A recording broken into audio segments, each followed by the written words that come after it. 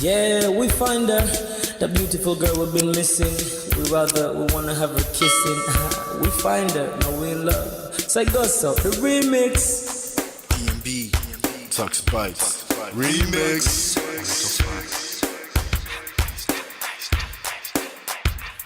Now if I had to lose you like a bad phone connection, I'd change my game to get a better reception. Sit back, let's start this interaction. Don't fight the feelings, just a chain reaction. Your heart won't give you the wrong instructions. Like my GPS, yes I got the right direction. We gotta merge together like a road intersection. Last stop is gonna be my love and affection. I ain't like the mother dudes, they wanna call you shorty, but I'ma call you a beautiful girl. I took your picture home, my mama saw it, she's a very, very beautiful girl. I wanna put you in my video, cause you're so beautiful. You're a beautiful girl. So when you hear us on your radio, turn up your stereo. It's a beautiful girl. Gotta find a shorty, what's worth of a lady. Ain't nice but maybe doesn't look like 40. It's taking a little time.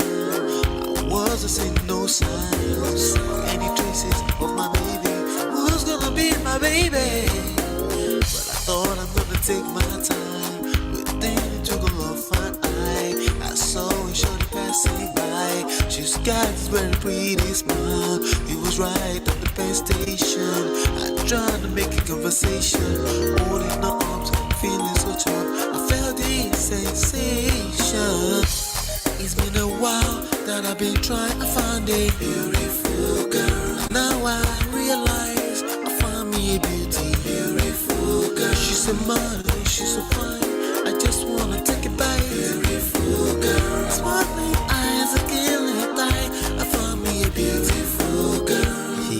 My wish came true when I saw you, girl. God must have blessed me with your beauty, girl. Looking so right from your head to your toe. Shaped like a cocoa bottle with a smile of a queen. My queen to be, you my destiny. Got a body of a goddess with your beauty. I'm impressed and I'm never in distress. Come on over and be mine. Been searching for a man and now all the cats keep looking to mine.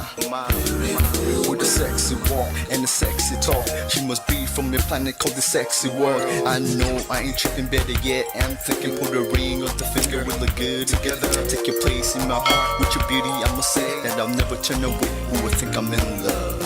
Such the way she smiles at me just really makes me weak. The way she speaks to me just really make me go so weak. Keep tearing in her eyebrows. All I kept on saying is wow. Your beauty shines and breeze at night. All I really want in my life. Oh yeah. It's been a while that I've been trying to find a beautiful girl. Fine brown eyes. I found me a beautiful girl. She's my model, she's so fine. I just wanna take it. Beautiful girl, sparkling eyes, killing thigh. I found me a beautiful girl. Yeah, beautiful girl, beautiful girl. Yeah. Beautiful girl. Damn. Money. You seen her? Hot Ice. Have you seen her? LP. Have you seen her? I'ma go over to Tux Bites. I know you've probably seen her. He has a lot of beautiful girls with him. Tux, it's DMB, baby. Look. Beautiful. I look for a while, but I can't seem to find a beautiful girl so I can make her mine. Time after time I've been searching for a while, but every girl I meet never seems worthwhile. What can I do? I pray to God for an answer. I feel pains in my heart like cancer, and when I find her, I'm gonna romance her. Lace up with presents and gifts. Call me Santa Claus. I make a heartbeat pause. That's my girl, homeboy, not yours. The girl of my dreams, she's more than I ever thought. Show me ass and culture. I think I'm getting punked. She's what I really want, so I'ma go get her. Since I'm a go getter, you know I'm gon' get her. And I will give her the world, anything for my beautiful girl. Psych. Ooh. It's been a while that I've been trying to find a beautiful girl. Fine brown eyes. I found me a beautiful girl. She's my model, she's so fine. I just wanna take it. Beautiful girl, sparkling eyes, killing thigh.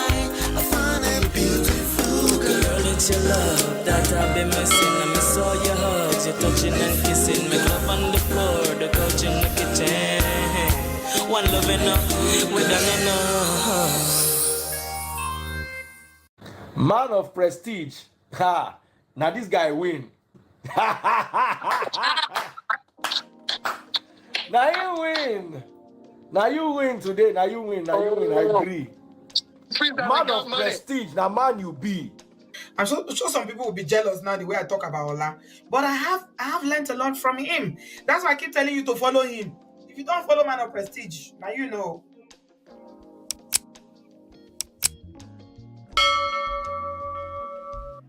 Hey everybody, welcome back. Welcome to Man of Prestige. My name is Ola, coming to you live from my Empire Pro Studios. Do me a favor, as you're coming in, hit the like button, share, subscribe, turn up your notifications so you're notified when we go live.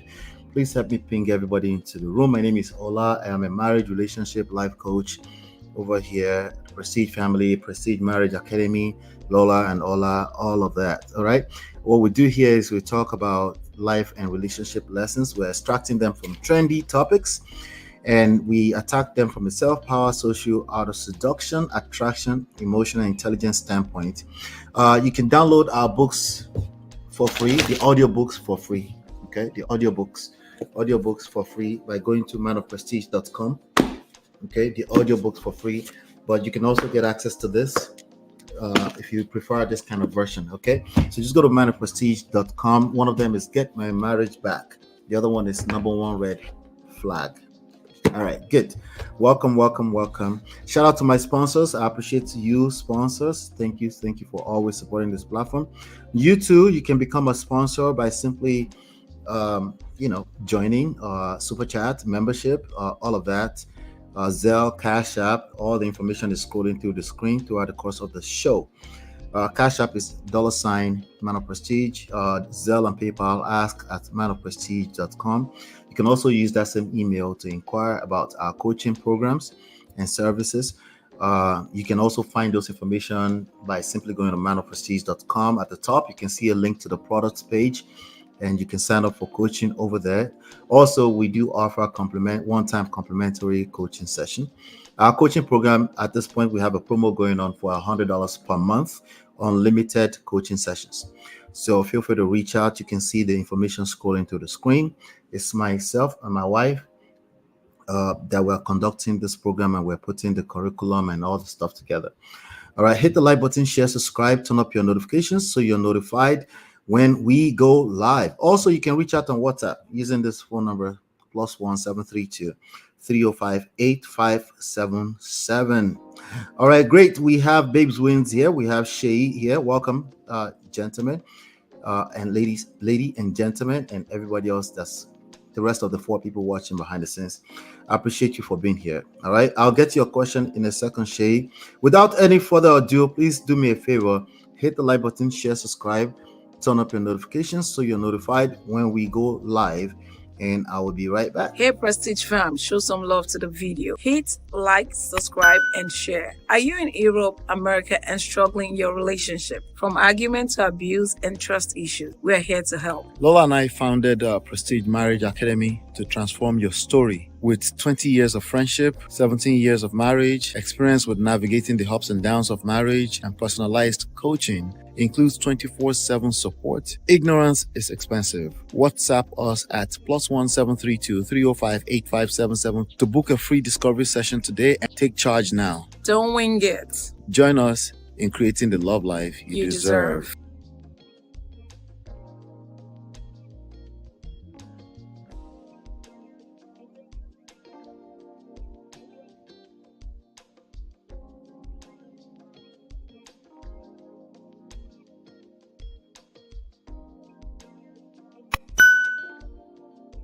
All right, welcome back. So earlier on today, I was watching Honest Bunch, and I stumbled into, I think it might be the second time I'm stumbling into her, but I really like what I'm hearing from her, and I wanted to share a little bit of it, and then also to honestly promote her. I like what she's out there in Nigeria, and our services does not really extend to Nigeria, so anytime I see good people like this that know what they're talking about and they can help, I will kind of highlight them. Her name is Lara Kudayisi. I'm gonna play a little bit of video and then we'll talk. But before I do that, pardon my manners, Shay. Sorry about that. Shay, say, what do you feel the police can do to came to the church to have a word with Nigerians in the church? Can you elaborate? What are you talking about? What are you talking about? Can you elaborate? If you're talking about the stuff with the UK women stuff, I have a segment coming up. We can talk about that, but elaborate. Without any further ado, let's play this video and then we'll take it from there. It would affect how they turn out on the long run. Most of the time, the reason why you are also like this is your own parents too. Yeah. Do you understand? Is make I tell you this thing. My mom caught me with blade here. Do you understand? I stole her 5 naira. So I didn't like my mom for a long time until I went to therapy. And the therapist told me, go and ask how your mom grew up. When she tell me, hey, I begin cry like pikin. Because the person go cut and put pepper. Oh, wow. Wow. Strip her naked. It was bad. So I forgave easily because I'm like, that's what they gave her. What you can't give someone what you don't have. You cannot give someone what you don't have. As simple as that sounds, it's one of the most profound things you can keep reminding yourself when it comes to this game of life, relationships, and marriage. You can't give what you don't have. A lot of people just struggle with quote unquote accountability. That's how they see life. But it's not really accountability they're talking about. They're just judgmental. I know what accountability looks like. It usually starts with self. And most people struggle with self-accountability and then they jump at accountability and they're just being judgmental.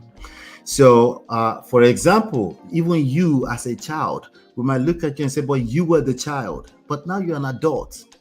Everybody used to be a child too, right? And people only give what they learned somehow, some way. It doesn't mean they're not going to be held accountable. It doesn't mean there's no consequences for their behavior, but there's going to be consequences for you ignoring the work you need to do on yourself in the name of it was your parents' fault. You're going to collect woto if that's how you think. And that's what she's speaking to. You give people what you have. So number one, you yourself, you need to go and help yourself, go and heal. You yourself. That's why I say if you want to be a better parent to a child, you have to go through therapy. Because the more you heal, the better your parenting will be. That's number one. Then number two, you know what they say in the church? That you don't cast away your wounded soldiers. Don't cast away your wounded soldiers. Don't do that. Wow. I was a wounded soldier. I'm not sure how many churches where they talk about that, but yeah. Most people, that's exactly what they do. That's exactly what judgmental behavior is. It's condemnation, right?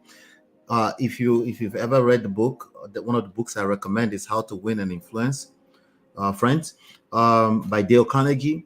I always butcher the title, but if you said Dale Carnegie How to Win, you will find it.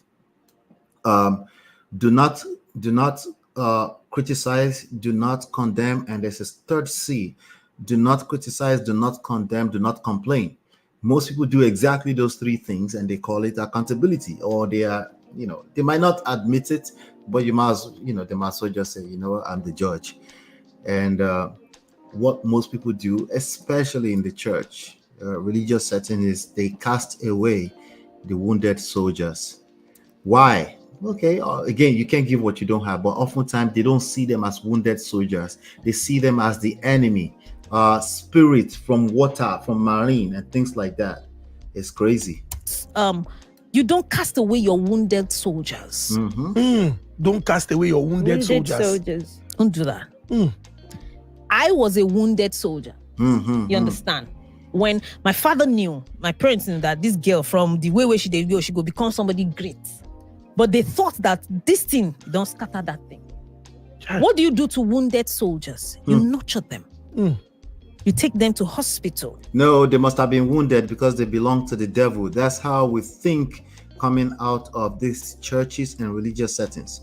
Mostly, I'm speaking about mostly churches. I'm a church boy, so I'm speaking about ourselves, okay? But judgmental spirits, we judge our parents, sometimes we judge our children. But anyway, I really like what she's talking about. I really like what she's talking about. Let me play a little bit more. Shay says, I agree. You have to rebrand yourself, renewing of the mind. It's a big deal, sir. Yeah, absolutely. Shout out to you, Shay, for hanging out with me and Babes Wind. Let's keep going. You treat them. You nurture them until they get better. So if your child gets pregnant or does anything, sometimes your child, God forbid, but some people have it, is hooked on drugs. Yeah. You take them to hospital. You keep looking out for how they will get better, because that is a wounded soldier. Let me jump at somewhere else. Because imagine again. if I husband that disvirgined her, he would have doubted that she had a womb. Okay, jump turn here. your life. Welcome. I knew that was gonna happen. Pay some bills. But yeah, I really like what I listened to about 2 hours and 22 minutes. It's a good podcast. Go listen to the full thing. Hold on. Use it to make mistakes. Do you understand? You know, so check the word. What does the word say? What if you're a Christian? What does the Bible say? Find a better spot. Everything is tied towards that thing. Free yourself. You see, you see, this thing is going to lead me to this question I'm going to ask you. Let's have it. Why is it that? Do you think it's possible that it is the same reason why people divorce? They now start glowing because they are trying to look better for the person that they left. Oh, yes. You understand? So a lot of times, first of all, especially women, I know it happens to men too, but women, when you divorce, you know, when you're in a... So just in case you're not up to speed with who Lara is the person with the testimony. She had 15 baby deletions. I need to call it on YouTube. 14 heartbreaks, she said. She's now married for the second time. She had one divorce. She had her first baby when she was 19. She's 41 years old now. She's a life relationship marriage coach now, a therapist in Nigeria. So I mean, I think it's an incredible. If you go listen to this full podcast, you will see what I'm talking about. There's a lot of lessons in it, okay, and a lot of it really get down to self-work, as I always preach here. It's self-work, self-care, self-work, self-care. Removing the speck from your own eyes, regardless of what it looks like, in terms of your situation, your circumstances, and its proximities to being a victim. Like, listen, you've probably been a victim.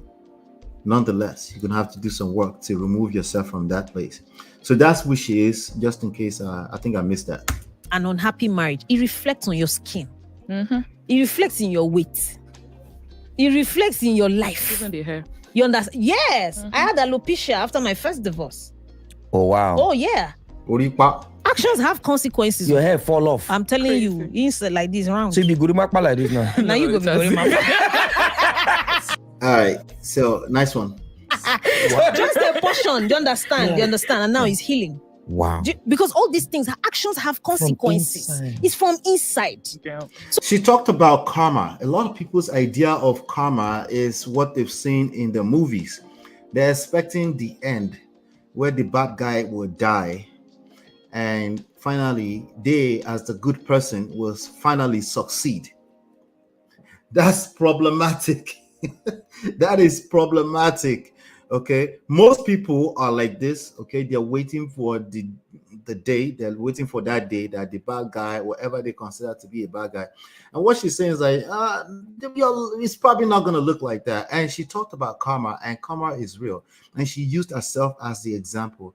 She talked about how she has to explain why her son has a different last name from her own marital last name now. You know, that's something that she has to explain over and over. And she talked about it as being a type of karma.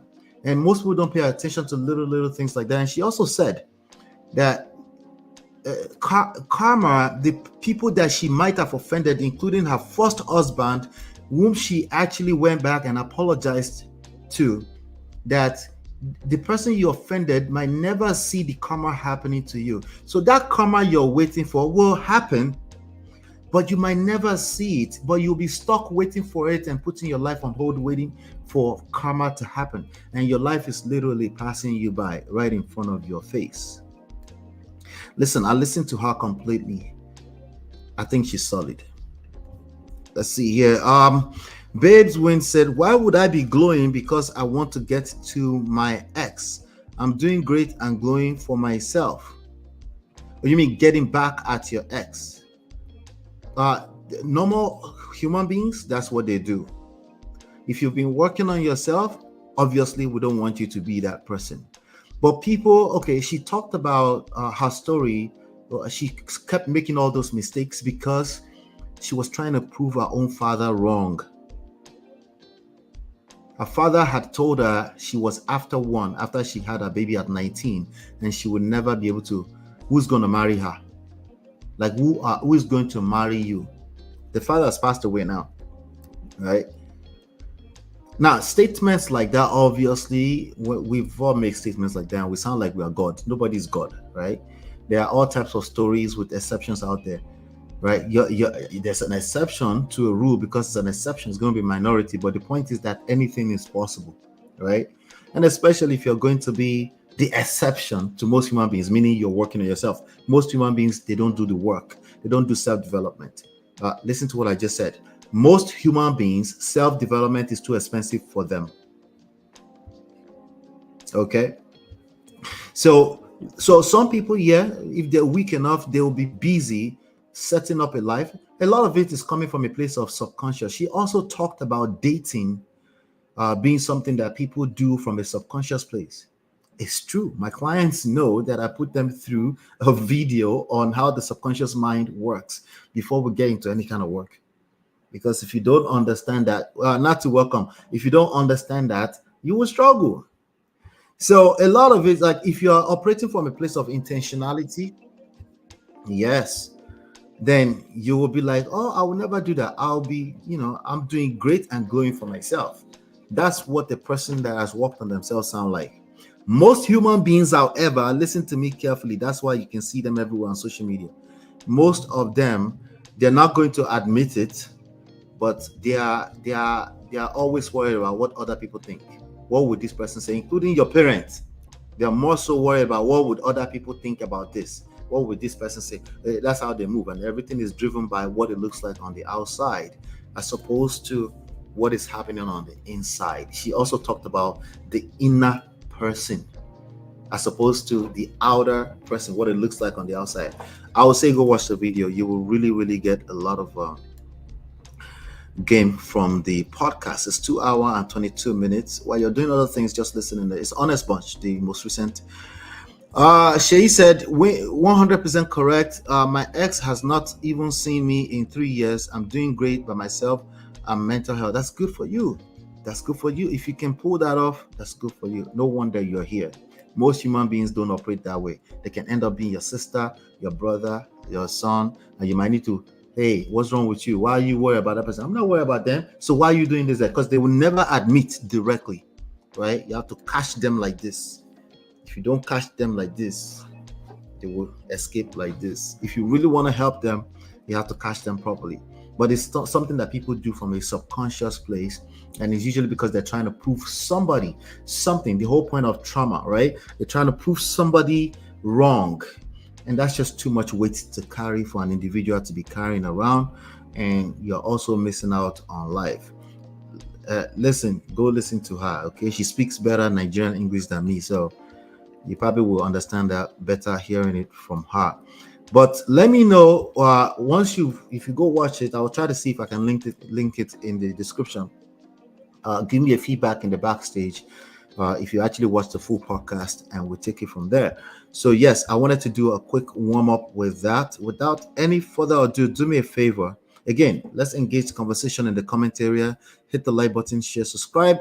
Turn up your notifications so you're notified when we go live. I'll be right back. Hey Prestige fam, show some love to the video. Hit like, subscribe, and share. Are you in Europe, America, and struggling in your relationship? From argument to abuse and trust issues, we're here to help. Lola and I founded Prestige Marriage Academy to transform your story With 20 years of friendship, 17 years of marriage, experience with navigating the ups and downs of marriage, and personalized coaching, includes 24/7 support. Ignorance is expensive. WhatsApp us at +1 732 305 8577 to book a free discovery session today and take charge now. Don't wing it. Join us in creating the love life you deserve.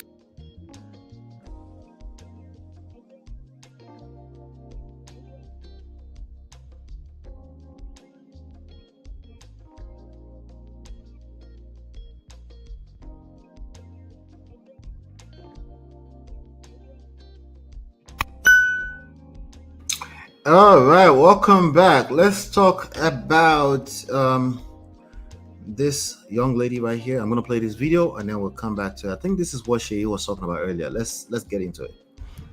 Nigerian women in London, UK, stop reporting your husband. London Metropolitan Police have sent a warning lesson to you Nigerians to stop reporting your husband. For these people to go to this level, you know that they've had enough. They are tired. Different file cases, different reports on daily basis. What is it? What is it? You think because you have the power, you have the rights, as a woman, you live in the Western world. Any little misunderstanding that you had with your husband, you're already calling police. Things that you can settle amicably among yourself, you're already calling police. These people said they've had enough. You should stop reporting, stop coming, stop calling them for every little thing that doesn't make sense. Okay? I'm so ashamed when I heard this news this afternoon. For these people to go to this level, you know that they have had enough. Even the small Omokri that even just entered the UK less than 1 year, you're already reporting your husband, you're already calling police. The country you just came in, you are not even sure of settlements. You don't know what's going to pump up tomorrow. You're already calling police. But you've lived with that same man for more than 10 years in Nigeria. So under 1 year now in the UK, you're calling police, reporting here and there. This is a lesson to each and every one of you. Nigerians, please, let us respect ourselves in this part of the world. Everything must not be we at the front line. No, they should remember, they should call us for good thing, not bad. I beg, when we stop to the reports. When you have misunderstanding with your husband, try and iron it out. Try and settle it with him. Men in this part of the world, they are not hard. They are not difficult people. They understand. They are not like those ones back home. I don't see the reason why you should be having misunderstanding all the time with your husband that will warrant you to be calling police. All right. Nigerian women. All right. Let me play this. Some of the gentlemen on TVC also had something to say. That there are a lot of single mothers.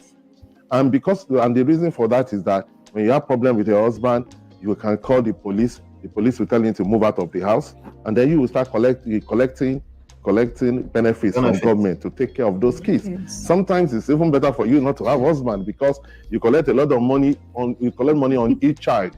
And even if you have a child that has health challenges, maybe Down syndrome or something, collect more money. So that's part of the problem because the system is skewed against men, and it's so sad.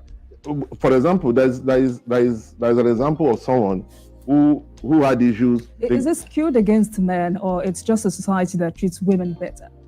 No. Why you say it's skewed against men is that, okay, you will see that, for example, in America, a lot of Nigerian men are in prisons in America. Men of Igbo extraction, a lot of them are in jail. Why? Because a Nigerian man will leave America to come to his village in the southeast to come and pick a wife, believing that, oh, this is a fresh person. I don't want to deal with these people in America. They won't listen to me. This one is still okay. He went to find a feminine woman in the village. So what are you saying? It didn't work out? Anyway, I'm going to get to it. So there's another report around the same topic. I'm looking at that report right now. On let's see here. There's some. Hold on 1 second. I guess some police went to some police. This guys you're looking at. They went to a church somewhere in the UK. Hold on 1 second. Where's my thing? Okay, there you go. So I'm looking at this report on Premium Times. It says, take care of your husbands. Don't allow society to corrupt you. Some UK police to Nigerian wives, they were, I heard the video and it sounded to me like they were Nigerians who just happened to be security professionals in the UK. The advice comes against the backdrop of recent reports of Nigerian wives in the UK reporting their husbands to the police for various domestic reasons. The Metropolitan Police in the UK has sparked controversy with its unconventional advice to Nigerian wives living in the country. Okay, so I actually did see the video. I'm trying to see if there's a way I can play it without butchering my system here. Now I'm just gonna. But anyway, they were talking. Let me see if I can. You know what? Hold on one second.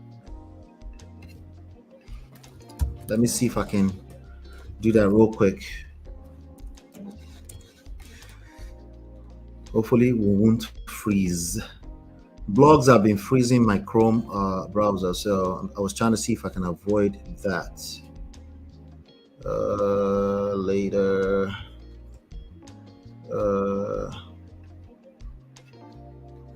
Okay, let me see. Okay. Unmute.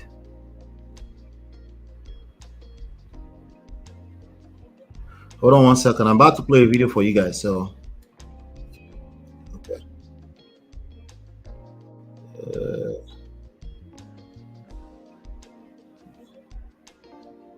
Okay, yeah, that's not gonna work. Let me close it.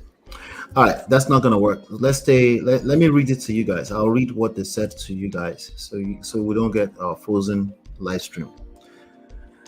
I need to reinstall my Chromes. Okay.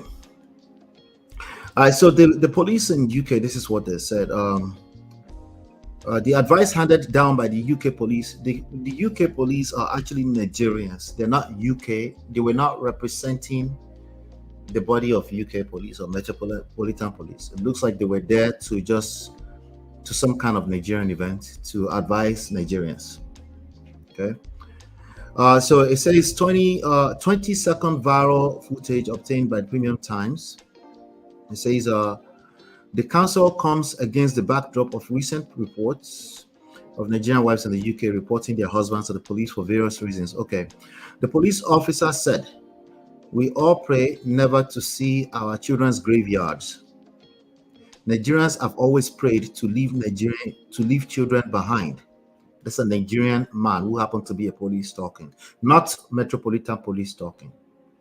Okay. But today it seems to be opposite is happening. We must change our mindset, especially women who feel their husbands are unimportant. Okay. Especially women who feel their husbands are unimportant. All right. They should return to their roots.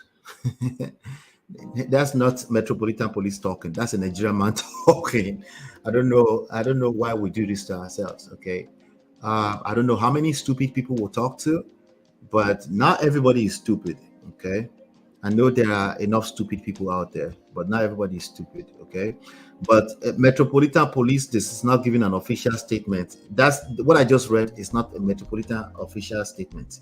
That is just a Nigerian man who happened to be a police. You can see the picture on the screen of the guys that were talking. I couldn't play the video, so allow me to keep reading. Nigerians have always prayed to leave children behind, blah, blah, blah. They should return to their roots. That's women who feel their husbands are unimportant. All right. You see, that man, husband, even if he isn't contributing much, just being at home sometimes make a difference.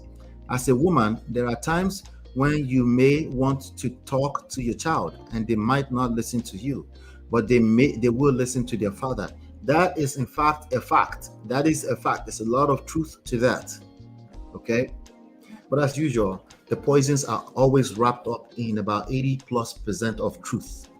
So I'm going to point out the poison for you in a second. So let's keep reading. There's a lot of truth in this. Okay.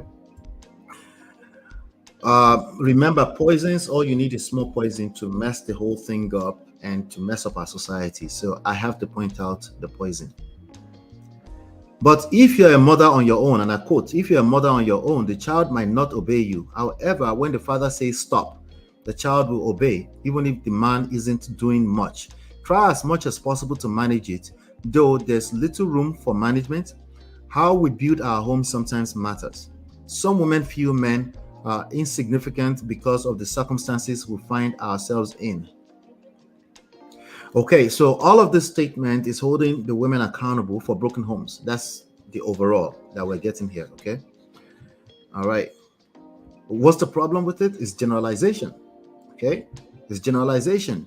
If you have a specific story, there are specific stories where women, in fact, would do these kind of things. Like they might start seeing the grass as greener on the other side, but they are specific stories. That's not a general thing. Okay, what in fact happens generally is that people don't know what they're doing when it comes to marriage, both men and women. Okay, they will rather spend $1 million fighting a $120,000 child support bill. Okay, that one is an African American man, but you know what I mean.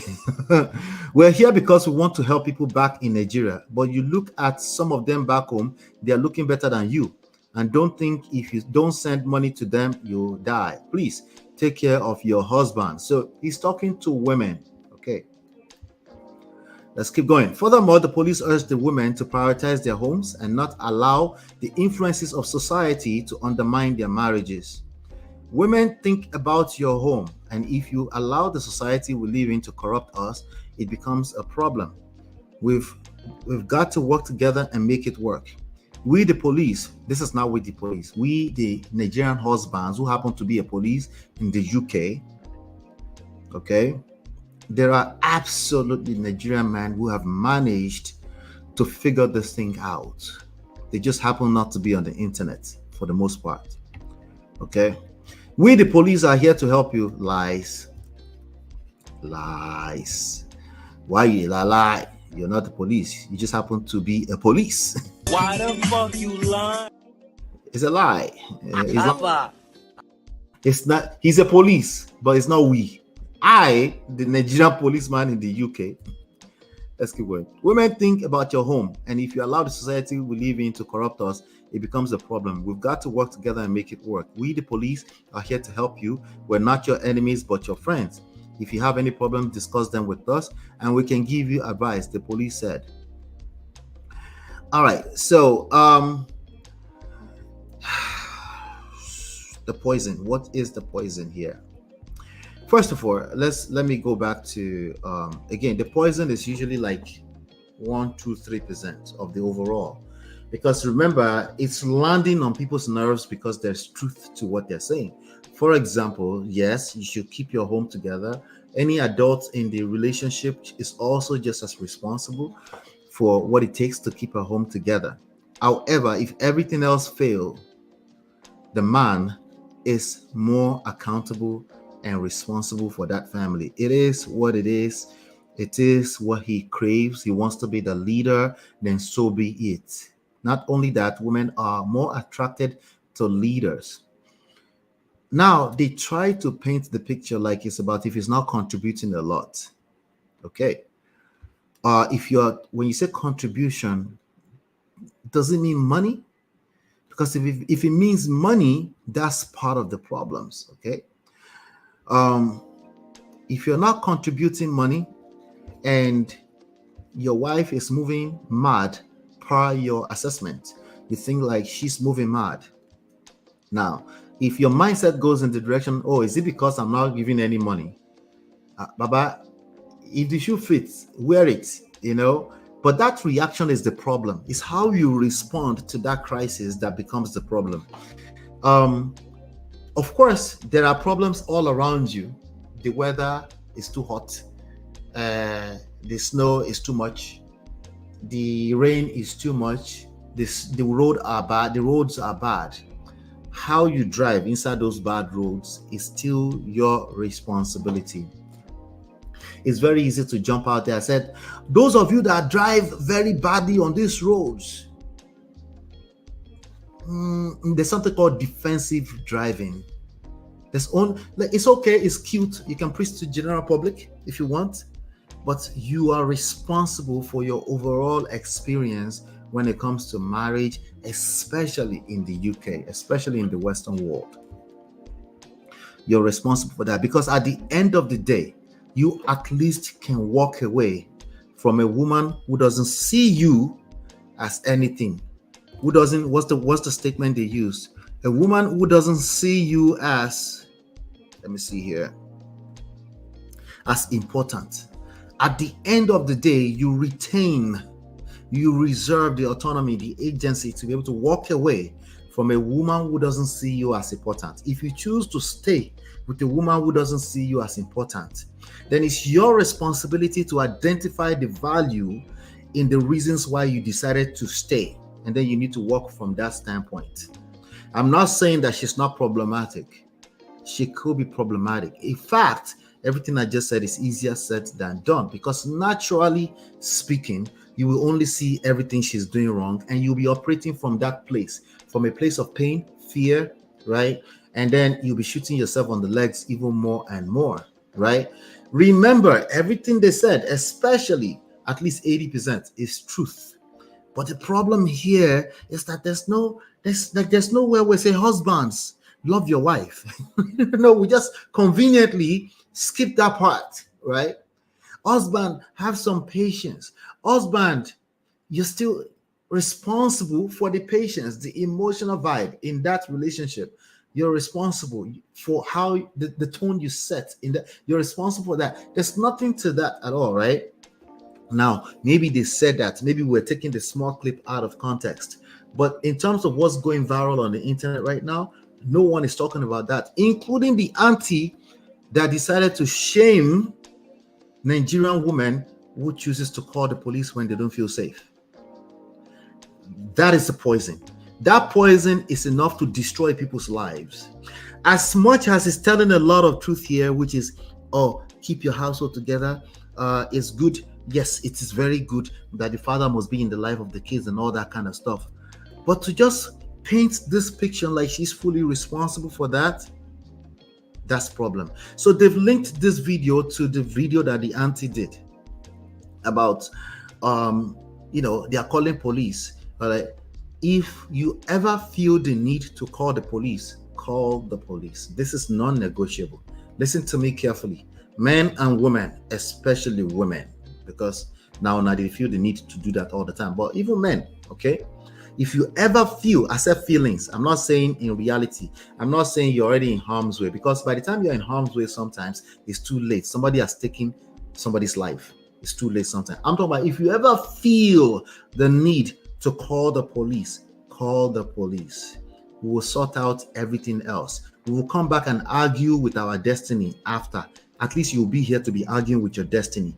At least your life will be safe so that you can argue with your destiny and social media.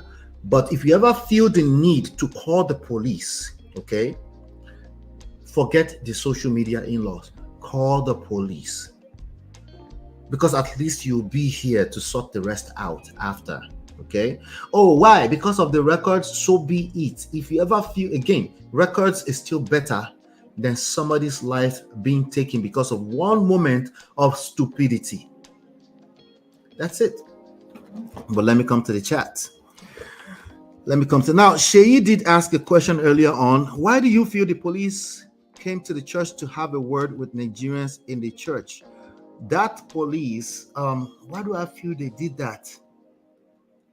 I think they were there for another agenda at all. I think that person, that was very personal to that person. That person that was making that speech is close to home. If it's not him, there's a story that's close to home. Somebody called the police and he didn't like the idea, and he's seen enough stories on social media. All you need is 3 stories to go viral and pretend, and everybody will pretend like it's happening everywhere. That's all you need on social media. But it's personal to that person. Let me see. I wanted to make sure I addressed that.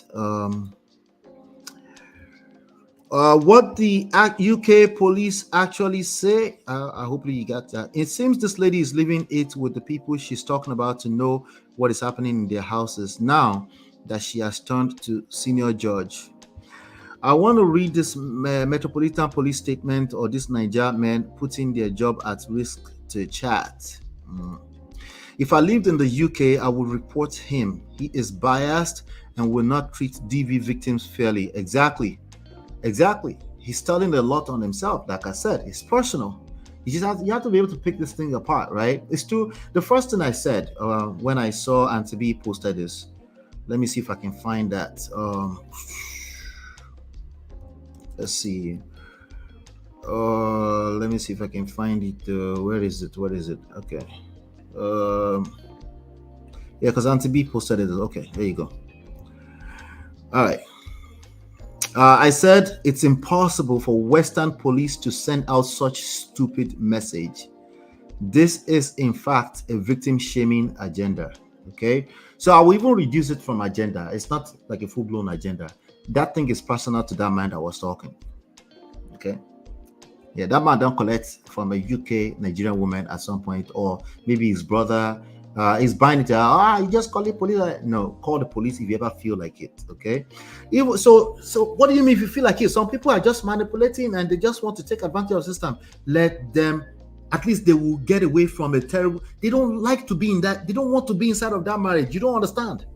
They don't want to be. If they are picking up the phone to misuse and abuse the 911 system, that's good for you. They don't want. You might not see that yet. You see it as your family is breaking apart and all this kind of stuff. They don't want to be in that marriage, at least today. Don't you want to at least get out of your what do you call it? Is it oblivion? Right? You're oblivious. You're not realizing that person has left that marriage already. And then you turn around and say you feel like, oh, they might hurt you at night. Don't you think it's better that they call the police than touch you? If they ever feel the need to call the police, let them call the police. If you have conversations that are escalating, oh yeah, but they be abusing it. Let them abuse the system. We are the one paying the taxes. Let them abuse the system. You're not understanding one against the other. Would you rather be here or you rather they call the police? This is misappropriate. Okay, this is a disorder in priorities. Now, this is a disorder in priorities. Would you rather be alive or somebody abuse 911? Is it your money that they are spending on 911? Let them call the police, okay? A person who is happy will not call the police. Let's keep it funky. So I'm reducing, it's not even agenda. I'm reducing from agenda. That thing is personal to that man. It's only minority of people that still end up doing that. And when they do that, let them do that. It's better for people to do that than for people's lives to be taken all in the name of marriage. It's stupid. It doesn't make any sense. That's messed up. That's a messed up priority. Yeah, so I agree with you, Marriott. Absolutely, that guy is going to be biased. If he happens to be called into a situation, he will be biased. It's obvious. It's personal.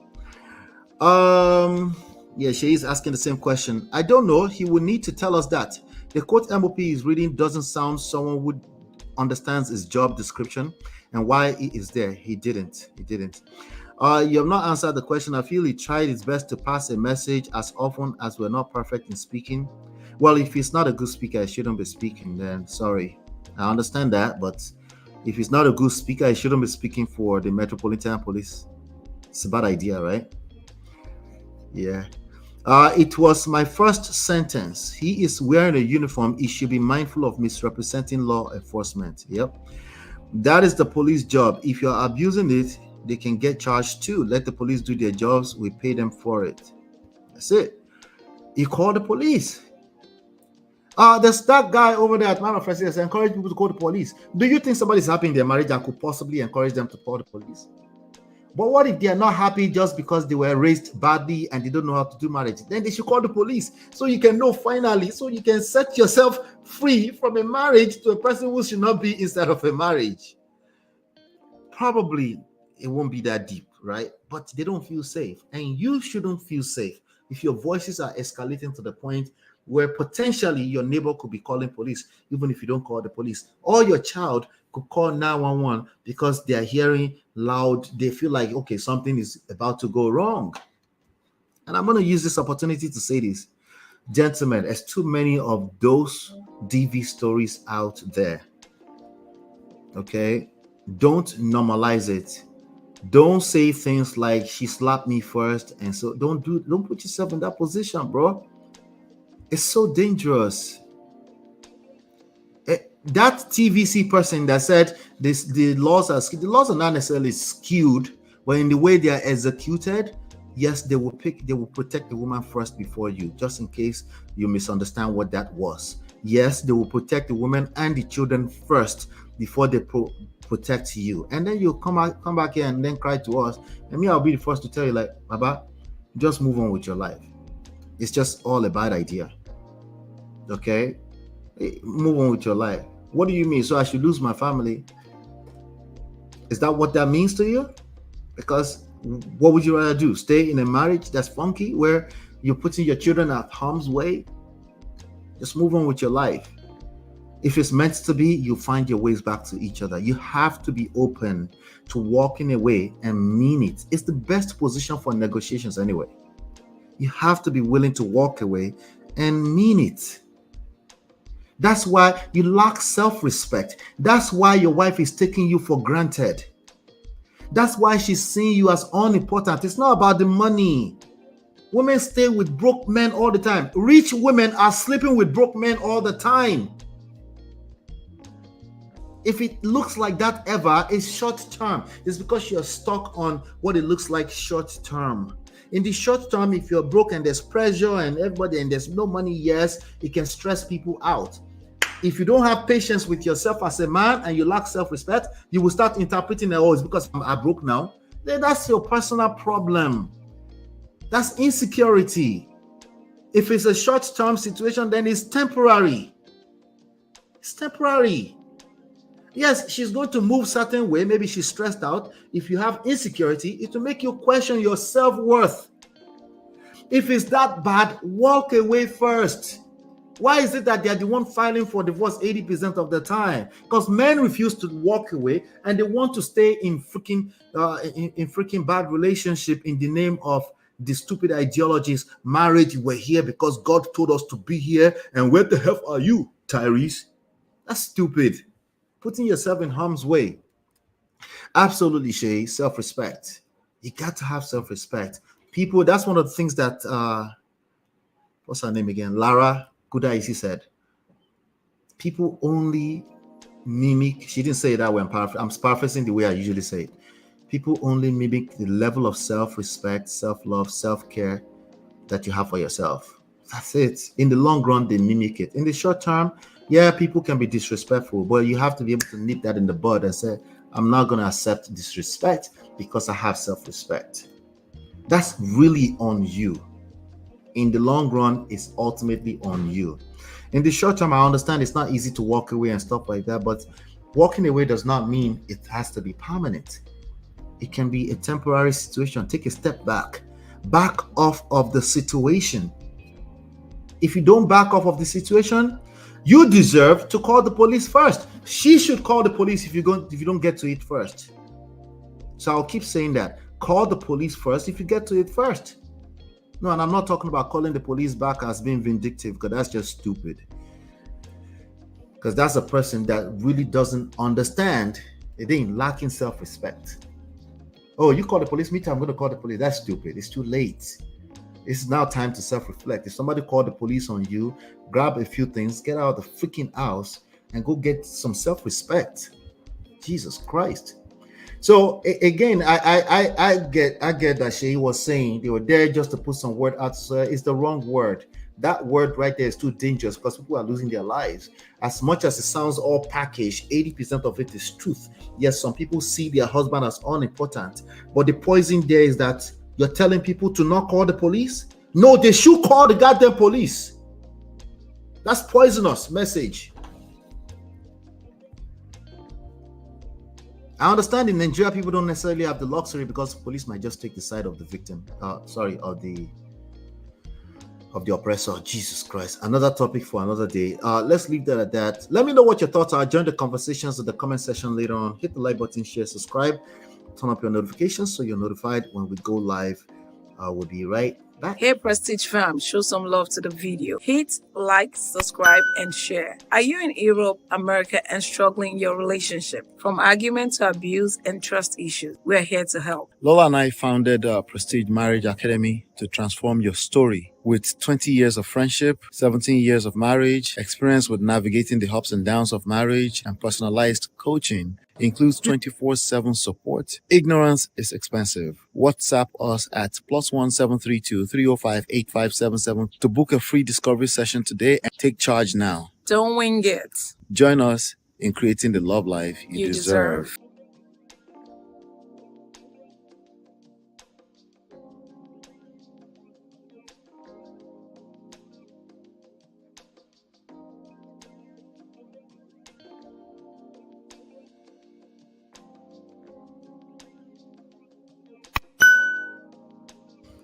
PJ Will. Fuck shit, nigga. Private, PJ Live. Private Jack. Yo, the bitch. Yeah, this. The bitch. I know she feeling bad now, man. Fuck shit, nigga. You on top, my nigga. You taking jets, we balling billions of dollars. Her loss, nigga. Her loss.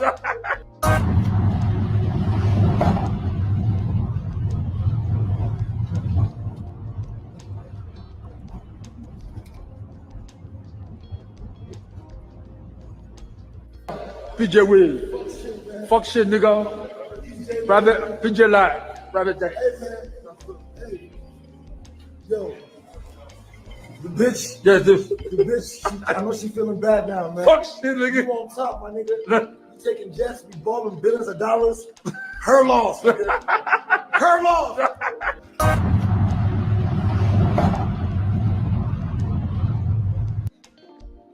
All right, so what are we talking about here? This one's a loss. We're talking about Israel and Davido. She said, okay, I agree, man of prestige. Sorry, bro, I didn't mean to yell. But I know she's feeling bad right now. Okay. Let's talk about it. There's a report here that I'm looking at. Davido's assistant, Israel DMW, Davido Music Worldwide, right? His assistant, his executive assistant. You know, they're always traveling around the world. You know, all that. You know, over the past, I don't know, 12 months or so here, we've covered Israel quite a bit. Israel is the man you don't want to be. Israel is a Mr. Nice Guy who tried to create a woman from a virgin. And Baba Colette, he got dumped. Israel is another Tyrese. He got dumped by his lady, and getting dumped has happened to the best of us. It's okay, relax, chill. Everybody don't call everybody last. What did the Bonner Boy say? Last. Everybody go chop breakfast. But Israel has been doing shalaye since then, and I'm not exactly surprised that Davido joined the bandwagon. I'm not surprised. Just in case you did not know, Davido is a Mr. Nice Guy. Davido is a blue pill guy who is obviously, maybe circumstantial reasons, he's buying love with money. Okay, I pray for his marriage. I pray that it lasts forever and ever. I pray so. But he's a young man, so he's going to figure out life first. He's going to have to learn how to figure out life first, and it's going to be even that much more difficult when there's so much money, access, you know, those things, attention, social media, those things magnify who you are, you know. But also those things has this very twisted, weird way of you know, you can hide under it for only for so long, you know. Obviously we saw Davido on his knees begging a woman, please, I'm sorry. Where's that video? Jesus. I don't need to play that video. Let's leave it alone. But Davido is a good guy. You know, all the access that Davido has to the ladies right now, thank goodness, because of money. So I'm not surprised that, you know, he's thinking exactly like Israel. Israel is a guy who thought, oh, I roll with Davido, any girl will want to be with me. To a large extent, that's true. But because of the money, you will attract lots of women. The issue is, can you retain women? Now, if you are a player, like a player on a normal day, you'll be attracting lots of women. They'll be coming, they'll be going, they'll be coming, they'll be going. You don't care. As long as they're coming, they're going. As long as more of them, there's more of them, there's billions of them. You have money, you're a player, you're protecting yourself. It's your lifestyle. You're like, what is his name? Hugh Hefner, right? You have all the ladies. In fact, that's what you do, right? But these guys were raised a certain type of way, but they have money and access, private jets, all that good stuff. So there's women around all the time. My mother, a beautiful mother, we were watching the video of Davido. No, not Davido, Kiss Daniels on the screen. She was like, oh, is that Davido? I said, no, that's not Davido, that's Kiss Daniels. She's like, with all these women around, this one, all these women, this one will not be able to stay, their prick will not be able to stay in one place. Because access, you know, it's just a lot. And so there's a certain level of unrealistic self-control. More likely unrealistic. Never say never. It's possible he might be able to pull off faithfulness. You never know, right? There's always some kind of exceptions. But she said, like, with all these women, all this mommy water on the screen, it's going to be hard to keep your prick in one place, you know. But anyway, what am I talking about? Davido decided to tell, like, you see that bitch? I bet. What did he say? Let's play it again. So Davido is thinking that the woman who dumped Israel is somehow missing him right now. I doubt it. Now it's only men that don't understand women that will think that way. It's only men who don't know the nature of women that would think that way. I don't care how much money you make, how much access you have. If she somehow got to the point where she dumped you, that's a wrap. Even worse. Like for regular people like us, they can even still find their way and, you know, reflect back on good times and find their way back to you because it was really never about money. They really liked you in the first place. But a person that fell in love with you with all the cloud of the money and the access, they somehow got to a place and she was a virgin and she deemed it fit to dump your house, leave your ass overnight and left you. She's not missing this guy. I'm sorry. If Davido thinks that girl is missing this guy, Davido is just as dumb as Israel is. Check this out. Fuck shit, nigga. Private picture live. Private deck. Hey. Yo. The bitch. Yeah, this. The bitch. I know she feeling bad now, man. Fuck shit, nigga. You on top, my nigga. You taking jets, you balling billions of dollars. Her loss, nigga. Her loss. All right, so that's also suggesting that it's all about money. I'm sure, you know, that's Davido's superpower at this point. So I understand why you might think it's all about money. It's only a matter of time. Yeah. It's only a matter of time. And also, if that girl right now, based off just a little bit we know, if that girl says, Israel, I want you back, Israel is going to take her back. Take it from me. Take that to the bank. Israel will take her back. Bah. Anyway, let me see here. There's I wanted to see if I can get some comments out of here. Why is this thing not loading? Let's see. That's the wrong one. Okay. Yeah, I can't see the comments. Never mind. Let's see. Let me see if I can refresh. Yeah, money is a big deal. We need money. As a matter of fact, I need money. So for example, you can see the stuff scrolling on the screen. the super chat is at the same place where it was the last time. Not super chat, the revenue, right? So I'm gonna have to do less live sessions just to match up with the time, because I have to look at the data and I have to follow through. So money is a big deal. Let's be honest, okay? But however, money is not everything, especially when these are matters of the heart. Yeah, money is not everything, though. Let's not get it twisted.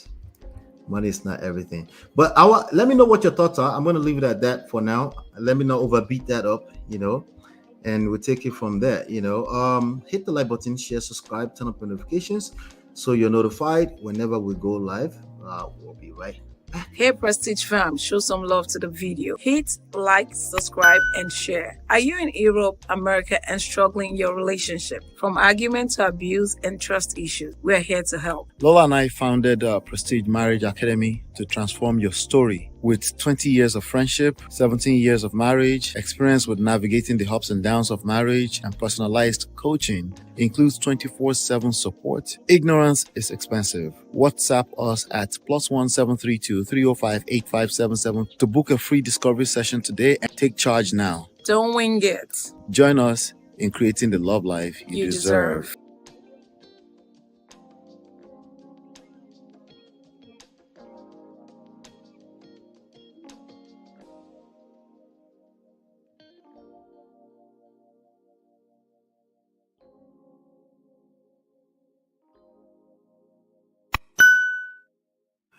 Hey everybody, welcome back. Let's talk about this. If you remember, we covered this guy. Speaking of Davido, this is Davido's cousin, Sina Rambo.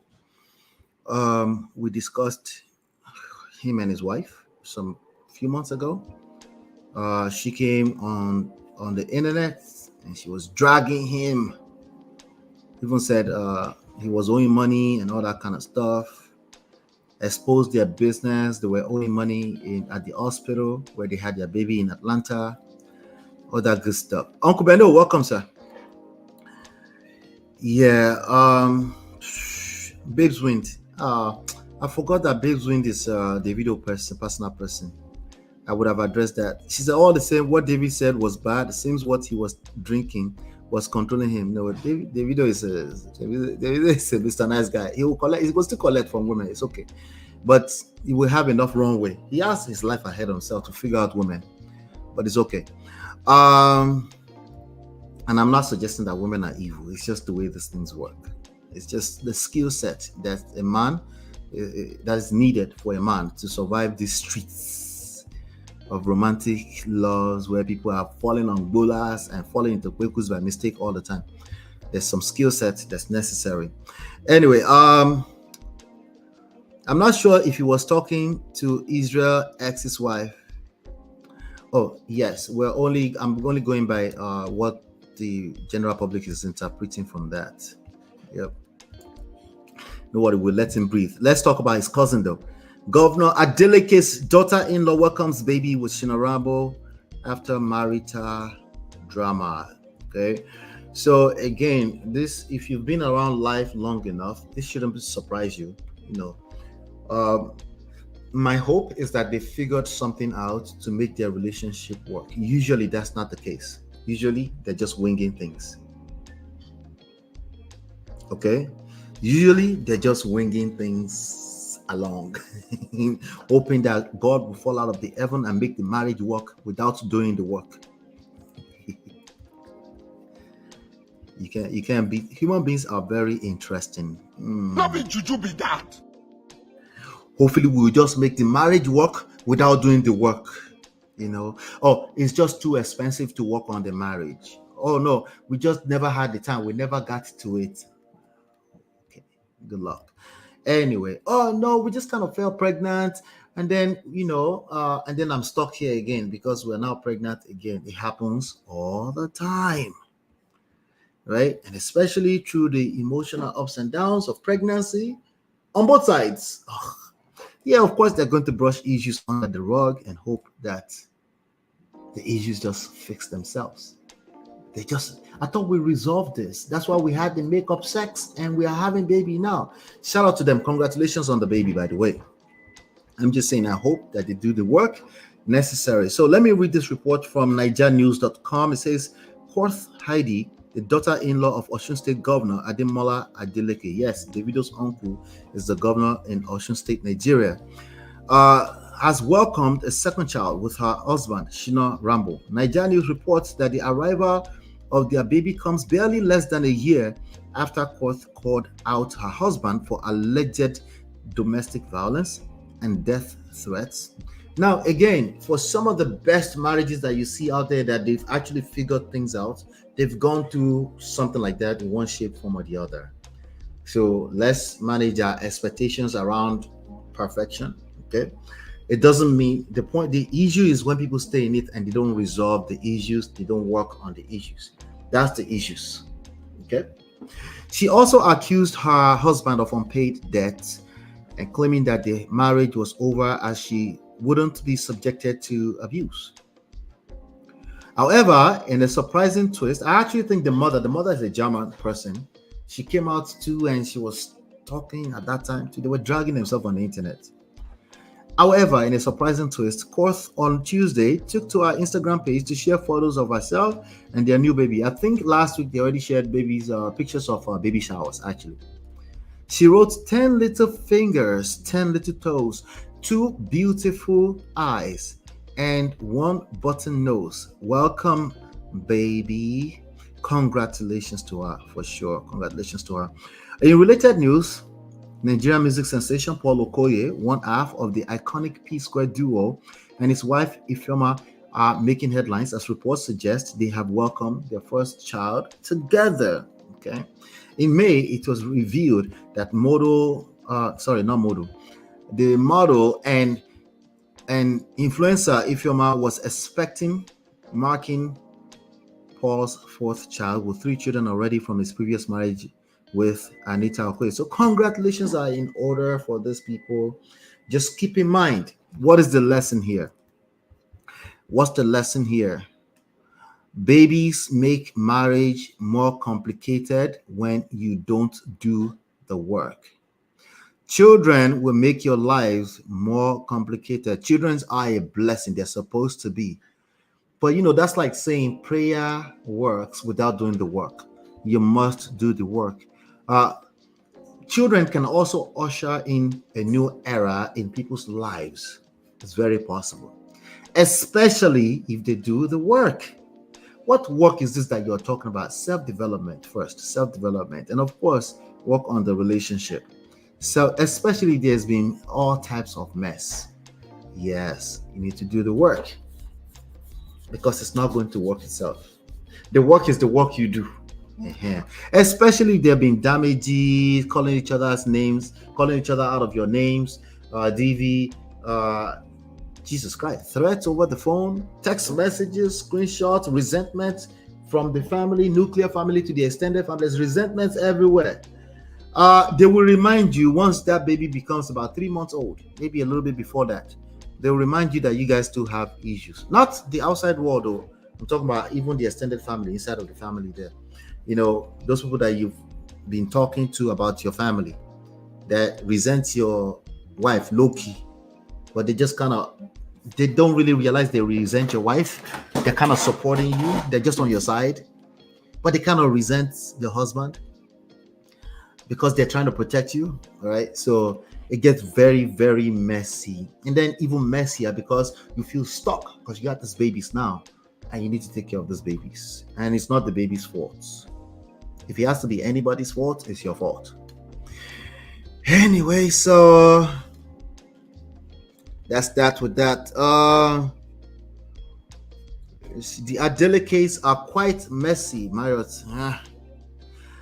Every family has dysfunction, Sha.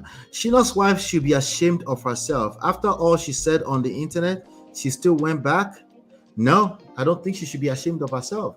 I think we need to get some lessons from it. Most people will do a lot of back and forth before they decide to either work on the marriage or finally leave. That's what again, I'm not talking about those of us that are perfect. I'm talking about most human beings will do that. Okay. So no, I don't think it's a matter of shame. I think it's a matter of just encouraging people to do the work. Don't think babies are going to resolve your existing issues. And then don't forget that people will jump out and actually cry DV wolf, even if it's an argument that they perpetuated. People will do that. So sometimes they feel guilty after accusing their husband and they will go back there again. Or 2,000 other reasons why they will go back. Like, oh, it was just a makeup sex. Or, I'm a hopeless romantic. There's 2,000, okay, maybe 200,000 other reasons. All of them is associated with the fact that they're just human beings, right? So empathy. We need to apply some empathy there when we're dealing with these issues, because in real life, people do that. They do lots of back and forth after they drag themselves. Sometimes it's not dragging themselves on social media. They drag themselves within the extended family.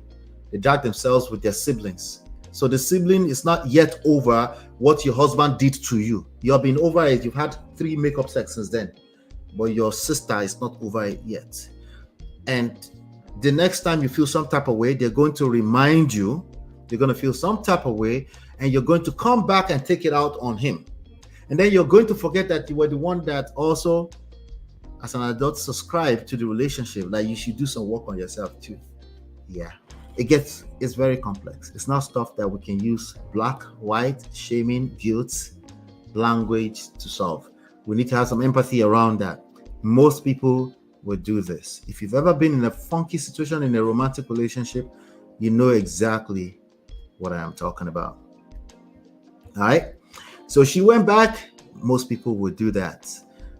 She has her reasons. I'm just hoping that they actually do the work and come out of it in flying colors. Hopefully later at some point. Congratulations to them. Do me a favor, hit the like button, share, subscribe, turn up your notifications so you are notified when we go live. I'll be right back. Hey Prestige fam, show some love to the video. Hit like, subscribe, and share. Are you in Europe, America, and struggling in your relationship? From argument to abuse and trust issues, we're here to help. Lola and I founded Prestige Marriage Academy to transform your story. With 20 years of friendship, 17 years of marriage, experience with navigating the ups and downs of marriage, and personalized coaching, includes 24/7 support. Ignorance is expensive. WhatsApp us at +1 732 305 8577 to book a free discovery session today and take charge now. Don't wing it. Join us in creating the love life you deserve.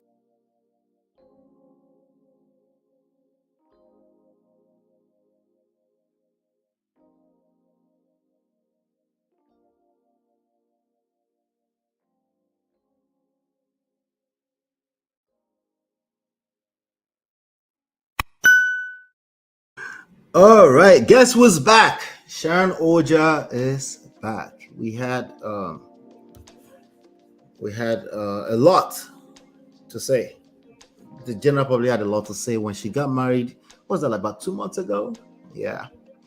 But she decided to come out and give some testimonies to the glory of God over how God revealed her future husband to her and all that good stuff.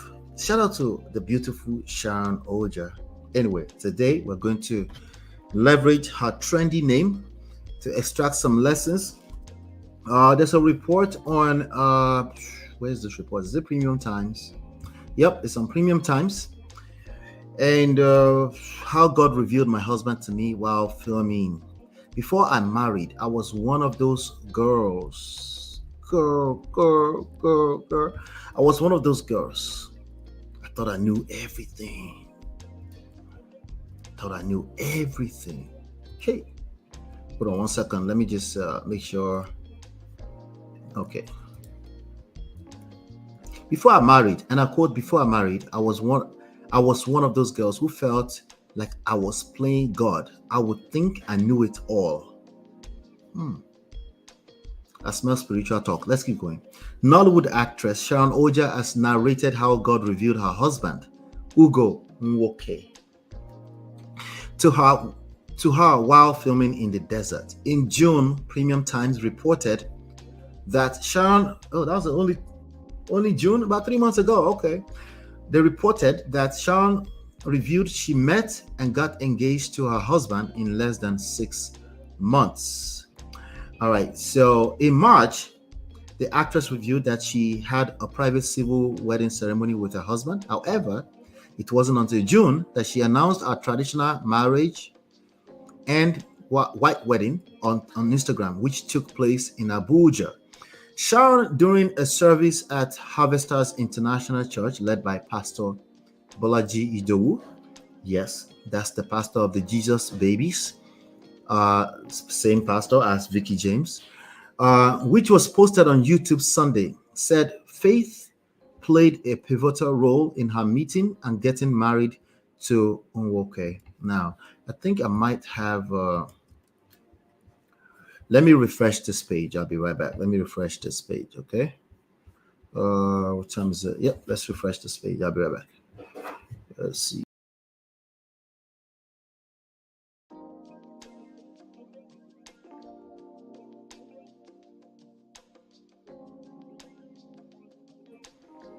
All right, I'm back. All right, so I want to play a short video for you.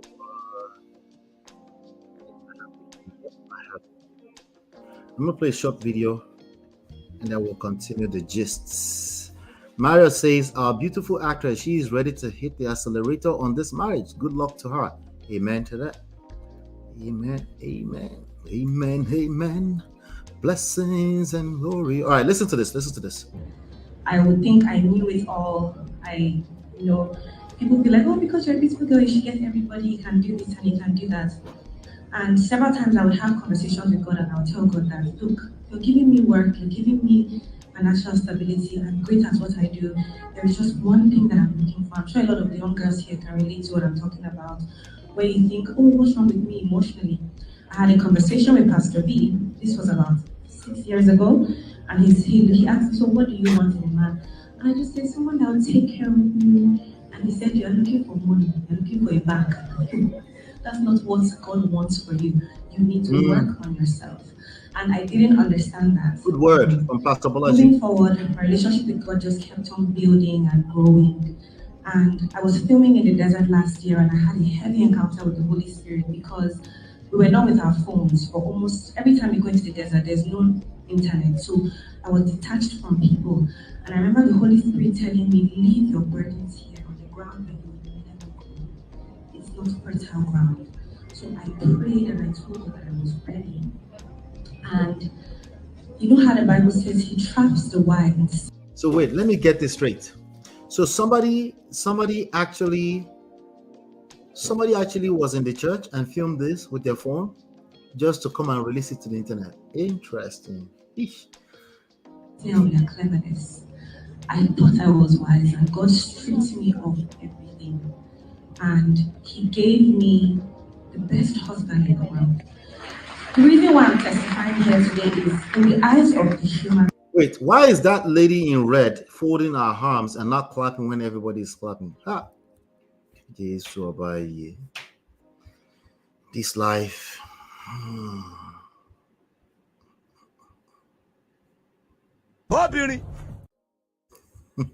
Means when you're in line with the Holy Spirit, there are many things that people would not understand. It's between you and God. Yes. Because the Bible says that we trust not in the wisdom of men. She said, when you're in line with the Holy Spirit, there are many things that people will not understand between you and your God. The power of our God.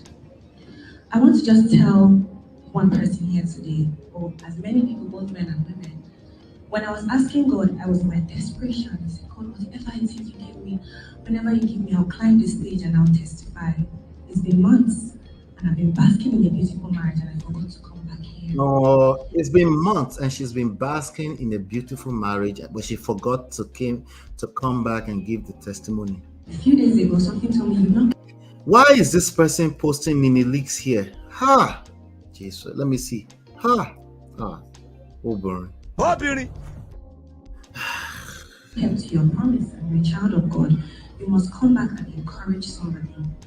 I don't know who it is today that is looking for something from God. He is true, he is real, and in the eyes of man, you must look foolish for him to look wise.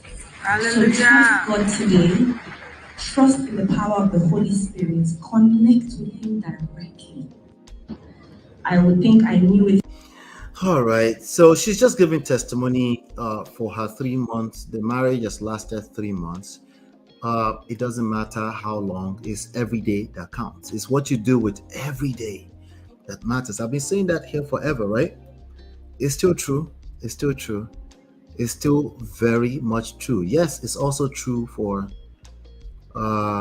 Ugo and what's her name? Sharon. It's also true for them as well, you know. But just a quick recap to what she said. She said, I had a conversation with Pastor Bolaji Idowu about 6 years ago. He asked, so what do you want in a man? I said, someone that will take care of me. He replied, you're looking for money? And that's not what God wants for you. It would help if you worked on yourself. Okay, that's good. And I didn't understand. Now, I wouldn't necessarily interpret when she said, I'm looking for someone to take care of me. I wouldn't necessarily interpret that as meaning money, but it's Nigeria, so maybe. And I quote, I was filming in the desert last year and had a profound encounter with the Holy Spirit. I remember the Holy Spirit telling me, leave your burdens here on the ground where they will never grow. It's not fertile ground. So I prayed and told God that I was ready. The Bible says he traps the wise in the snare of the cleverness. I thought I was wise and God stripped me of everything. Then he gave me the best husband in the world. This is how you give a good testimony. For the public that are apropos to eat up. God's intervention. Furthermore, the 33-year-old attributed her meeting and getting married to her husband to divine intervention. And I quote, before I married, I was one of those girls who felt like I was playing God. I would think I knew it all. People feel you should get everything because you are a beautiful girl. You can do this and you can do that. Several times I would converse with God and say, you have given me work, you have given me financial stability, and there is just one thing I'm looking for. I want to tell one person here today, and as many people, both men and women, that when I was asking God, I was in despair. I said, God, whatever it is you give me, I'll climb the stage and testify. It's been months and I've been basking in a beautiful marriage and I forgot to come back here. A few days ago, something told me, you've not kept your promise and you're a child of God. You must come back and encourage somebody. Today, my name is Sharon Nwoke. And my name is Sharon Nwoke. I want to thank you, Jesus, for what you've done for me. I don't know who it is today that is looking for something from God. He's true, he's real, and in man's eyes, you must look foolish for him to look wise. It's not throwing shit at you. Stop it. No, it's just talk. It's a testimony. So trust God today. Trust in the power of the Holy Spirit. Connect with him directly. That's what I would tell you. My testimony today is that God answered me and exceeded my expectations maritally. Thank you, Pastor Bolaji, for being so good to me, praying for me, and caring when I cried. When I was single, I would call Pastor B crying. I'm sure many young girls here can relate to what I'm talking about. I talked with Pastor B about 6 years ago and he asked, so what? Okay, so they're going back in circles now. Anyway, I want to say congratulations to her one more time. I think, it's just a testimony. It's not that deep. It's every day. It's one day at a time. That's how marriages work. One day. Make sure today is your best day ever. It's easier said than done when the next person, the person you're having sex with, comes with a little madness and you naturally feel defensive and you want to attack them right back. In that moment, you want to remember that I'm gonna do everything in my power to make today the best day ever. So let me listen. Maybe I don't understand where they're coming from. Let me take my time to listen. If it's that dangerous and you feel like you're in harm's way, call the police. Call the police. If this is the person God has sent to her, so be it. Online in-laws are not Olodumare. That dude did a good job on Sharon. That's what he should do. Whatever he did to make it to 3 months and she's giving testimony, fantastic. Never mind what we think he was married 3 times, 4 times in the past. Stories for the gods. She got deceived by her pastor and her serial husband My view, Biko. I disagree with you, my view. We don't know. We don't know what we don't know. Uncle Beno, Eti Perez. People do project their self-worth of beautiful on beautiful women, undue pressure on the type of men they should be with because of their looks. Welcome, Jerry Black Diamond. Let me know what your thoughts are. Share, join the conversation. Again, the lesson here is, as usual, there's a lesson. One day at a time. A 3-month marriage is absolutely worth celebrating, and of course, giving testimony. I'm not a giving testimony person, but as long as you are appreciative and you're operating from a place of gratitude, GPS, gratitude, purpose, and self. All right. So do me a favor, hit the like button, share, subscribe, turn up your notifications so you're notified whenever we go live. I'll be right back. Hey Prestige fam, show some love to the video. Hit like, subscribe, and share. Are you in Europe, America, and struggling in your relationship? From argument to abuse and trust issues, we're here to help. Lola and I founded Prestige Marriage Academy to transform your story. With 20 years of friendship, 17 years of marriage, experience with navigating the ups and downs of marriage, and personalized coaching, includes 24/7 support. Ignorance is expensive. WhatsApp us at +1 732 305 8577 to book a free discovery session today and take charge now. Don't wing it. Join us in creating the love life you deserve.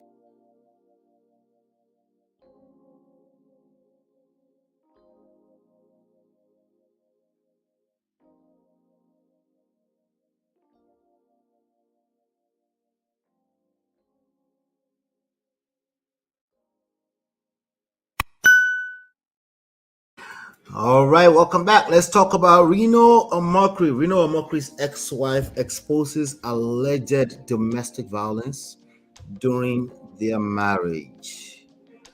That's such a sad headline. Such a sad headline. Oh wow. Black Diamond say, hello, Percy family. Sharon go explain tire. Wala. 3 months, I laugh in German. 3 months is worth it. So y'all haven't noticed the red flag already? What red flag? In Reno Omokri? Let's talk about Reno Omokri. Reno Omokri was dragged by ex-wife on Instagram. He posted his wife. He was celebrating his wife, his present new wife. He was saying a lot of things. Who is Reno Omokri? Reno Omokri is he used to work with, I guess he's a politician, a social media influencer, an influencer, a forex trader. Is it some kind of trader? Something, but a social media influencer. So he has opinions for days. He's like another Solomon Bucci. Okay, I want to be like them. I should have opinions on everything they're having opinions about. Okay, so and I've been trying. If you go check out my Twitter page, you can see that I've been giving some opinions over on Twitter. Just search Man of Prestige on Twitter. It should come right up. But anyway, let's talk about Reno Omokri's ex-wife. Her name is Tokwe Onuaje. Okay. And he's a preacher too. Reno Omokri is always talking about Bible and all this kind of stuff. Now, I've listened to Reno Omokri long enough. It's not balanced enough for me personally. I think a lot of his rhetorics are problematic. I guess he would call them traditional, biblical, but it's Reno Omokri is too close-minded for my liking. Too close-minded. It's not necessarily wrong, just close-minded. Okay, just close-minded.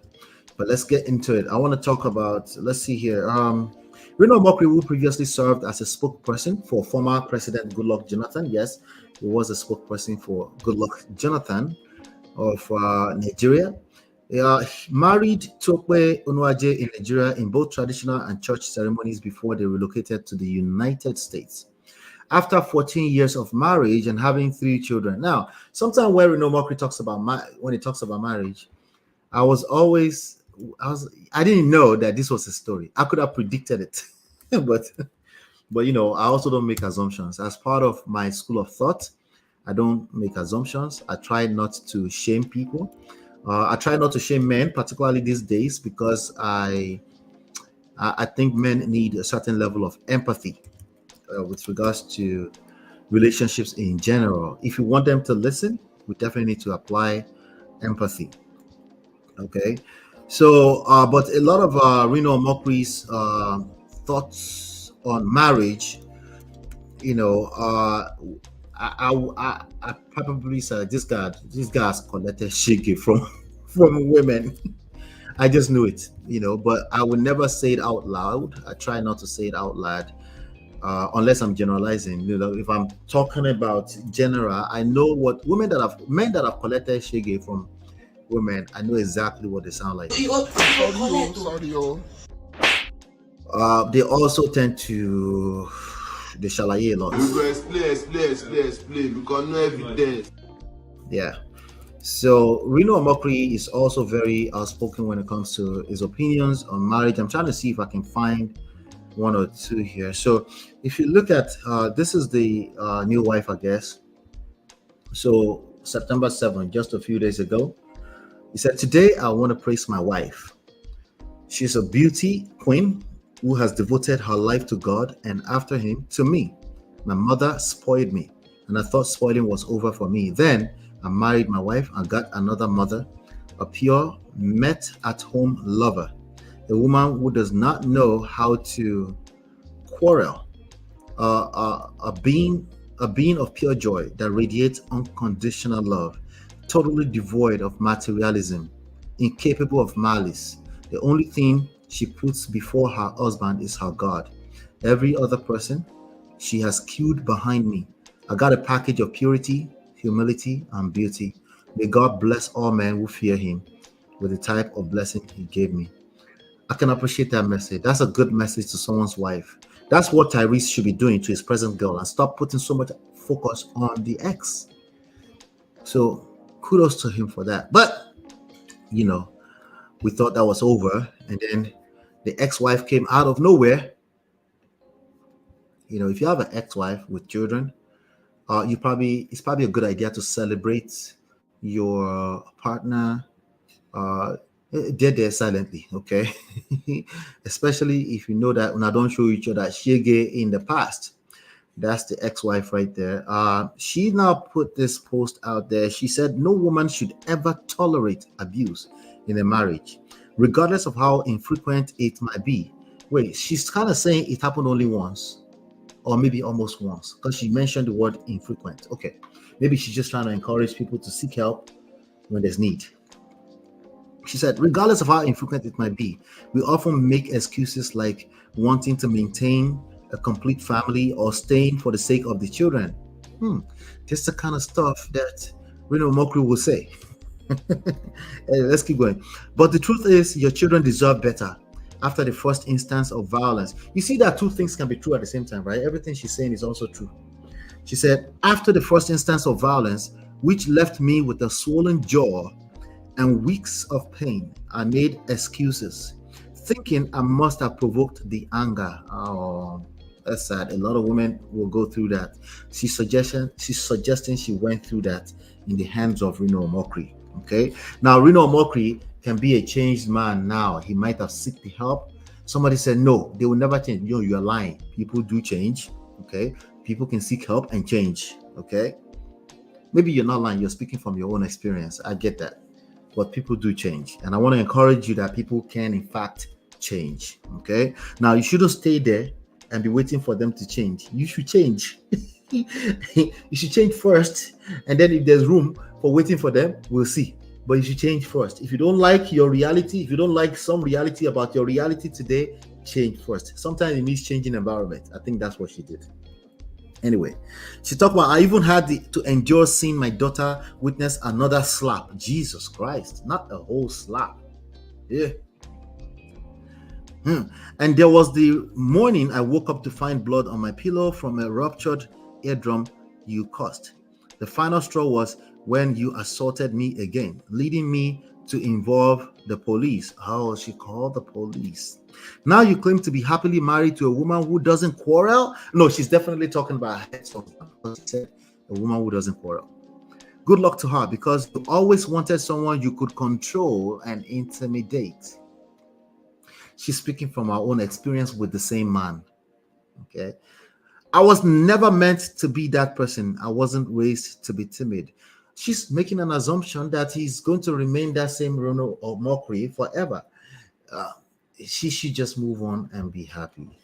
You know, she should just move on and be happy. But I understand sometimes you feel like, let me save the rest of the world. Let me save them from being like me. That's sad. Let me see. Hold on 1 second. Let's put them. That was her, I guess, when they seemed like they had something going, you know. But they have a. Let me see. Let me go back to the actual report. This report that I'm reading is on kanyedaily.com. Kanyedaily.com. After 14 years of marriage and having 3 children, Reno abandoned Tuokwe. Reno actually left her. That's what this report is saying.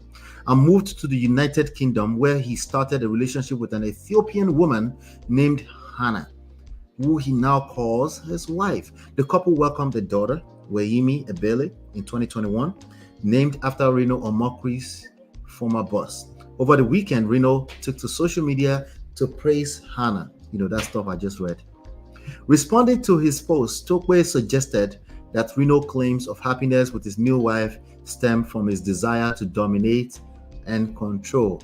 I have no doubt that he was dominating and he was probably controlling. How do I know? Because some of this rhetoric, when it comes to marriage on the internet, they usually come off as spiritual, Holy Spirit, Bible Tyree-ish in nature. They're just close-minded. They will struggle. People like that will struggle with active listening because they only see life in one way, quote unquote, the truth. So they have very little room to listen to people's feelings. So it makes sense to me that his previous wife would be like, yeah, you're looking to dominate and be controlling. Okay. Let's see. Trying to see here if there's any more to the report. Okay, there's not much to the report there. Let's just go ahead and come to. Shout out to Tyrese. Tyrese has been collecting Woto since yesterday. Let me come to the chat. Hit the like button. Hit the like button. Thank you. We're talking about Reno Omokri. Omokri. Black Diamond said his description of his new wife was the definition of a pushover. Eesh. You don't believe a person can speak about their wife like that way? I think they could. But with respect to everything that we know, yeah, it's okay. But you don't have to be a pushover to be celebrated by your husband. That's what your sentence suggests. Like you have to be a pushover to be celebrated in that way. Uncle Beno says, Reno doesn't look like a changed man. Please don't contest this, Abba. No, I don't think so too. Because, but again, I have to always give the benefit of the doubt, Uncle Beno. You feel me? I have to always give the benefit of a doubt. You know, let's see here. So he claims to be a pastor of Ethiopian Orthodox Tawehedo Church, but he doesn't live a life. It suggests admire that. Okay, so look, like for example, look at this. Look at what Reno said here. Okay, this is a tweet. Let me show you. This is a tweet right here. This is one of the reasons why I don't think Reno is a changed man yet. Okay.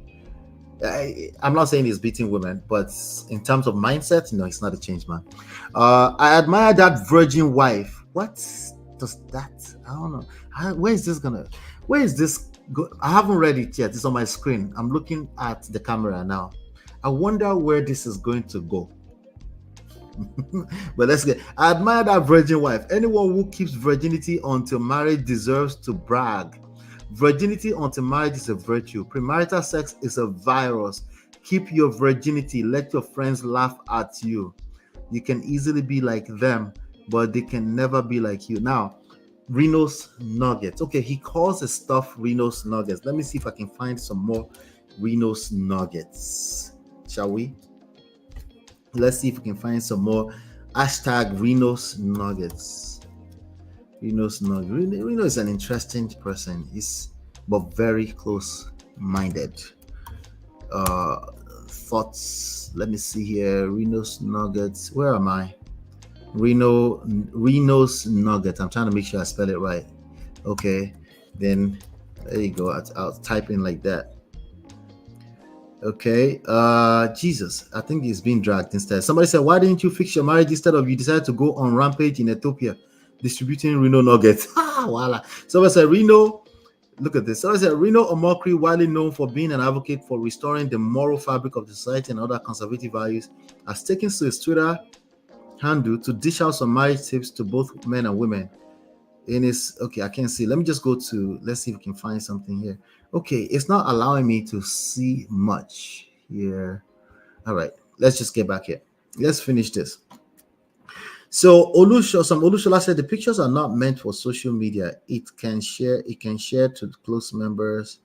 Anyway, that's Reno right there. Reno is his take on marriage in general are usually religiously driven, and they are close-minded. So I don't think it's a change, man. You have to be open-minded to make marriage, the average marriage, let me say, okay, an average marriage, to make it work. It doesn't mean you take nonsense. It just means you are actually able to lead. You need to listen before you can lead. Anyway, I follow some of his political rhetorics and unsolicited Mongo-Ari advice. Yeah, I was trying to see if I can find some of them here, but we'll catch it. We've caught some of them in the past. We'll catch you. Babeswin says she should forget about him and move on with her life. No more Shalaye, X is X. He might have changed after leaving her. People change all the time. Oh, ladies, don't get it twisted. Don't get it twisted. Why am I saying that to you? So you can work on yourself, so you can attract a good man. Okay. Speaking of a good man, I think it's about time. Let me see. Basin says, even if he hasn't changed, she should move on with her life and leave the past behind. Yeah, I wouldn't. I agree with that, Basin. It's a terrible idea to be responding to your ex on social media. It's giving, I'm stuck. I can't move on. Okay. Terrible idea. But yeah, that's Reno right there. Jun, welcome. Hey, do me a favor, hit the like button since you're just coming in. Hit the like button, share, subscribe, turn up your notifications so you're notified when we go live. Let's get into today's story. Finally, almost 2 hours in. No worries. Let's get into it. I'll be right back. Hey Prestige fam, show some love to the video. Hit like, subscribe, and share. Are you in Europe, America, and struggling in your relationship? From argument to abuse and trust issues, we're here to help. Lola and I founded Prestige Marriage Academy to transform your story. With 20 years of friendship, 17 years of marriage, experience with navigating the ups and downs of marriage, and personalized coaching, includes 24/7 support. Ignorance is expensive. WhatsApp us at +1 732 305 8577 to book a free discovery session today and take charge now. Don't wing it. Join us in creating the love life you deserve.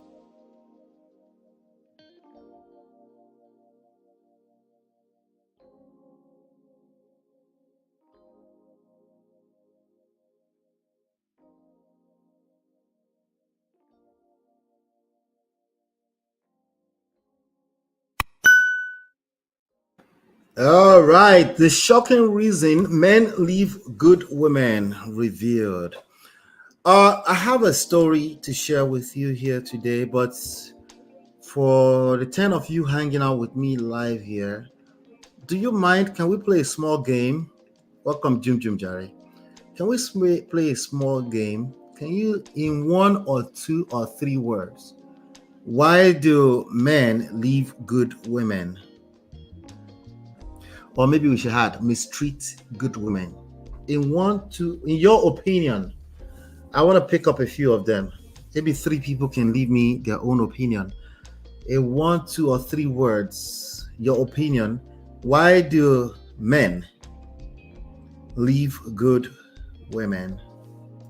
Let's go. Let's get into it. I'm waiting.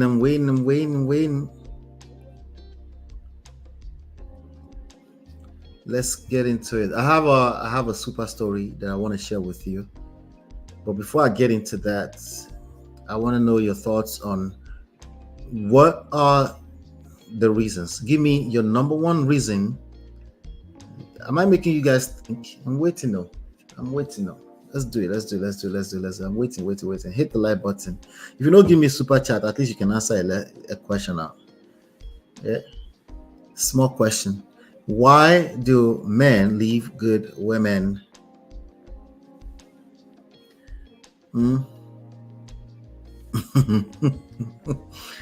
I said one or two or three words, but of course, Jum, she had to. Shall I? You go explain. The peace want to choke them, so they opt out for violence. I mean, maybe the woman is too peaceful. Funke! Really? That's what you think? That's why men are leaving good women? Not to say it's because they don't know any better. Okay. I like that. What else? Anybody else want to chime in on this? Why do men mistreat or leave good women? Another angle. She said, not good in bed. Yeah. I'm sure there's a man out there that will leave a good woman for not being good in bed. Okay. I'm sure. That's another angle. Let me start this though.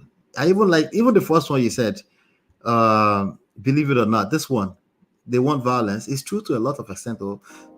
People are, not everybody, but a lot of people are addicted to struggles and violence.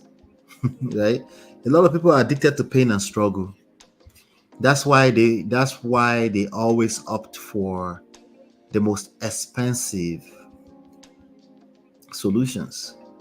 The one that will make them sit inside of that funk for as long as it takes. Because pain can be addictive. Like, I'm nursing it, I'm getting some sympathy. It's a little bit of sympathy comes with it. So let me keep nursing it. Let's keep nursing the pain inside of the wound. And therefore keep the wound open for as long as it takes. When it comes to emotional matters, that is so true. So your first one here actually makes a lot of sense, as much as I caught some clues with it. Because they don't know any better. This is more like an overall reason. They don't know what they're doing, right? Not good in bed. Okay. If you're not good in bed, you can be, I guess you're just a good woman. You're not good in bed. Your goodness is only to a certain extent. Can you imagine? Not good in bed. Well, Roro, welcome. Roro says they're intimidated. Intimidated of what? Like they're jealous? Intimidated of what? Can you be a little bit more specific? Intimidation is, I guess, can be a standalone one. They're intimidated. Okay, that's it. Gentlemen, if you're back there, I want to hear your opinion too. The woman on the screen looks like she's been through it.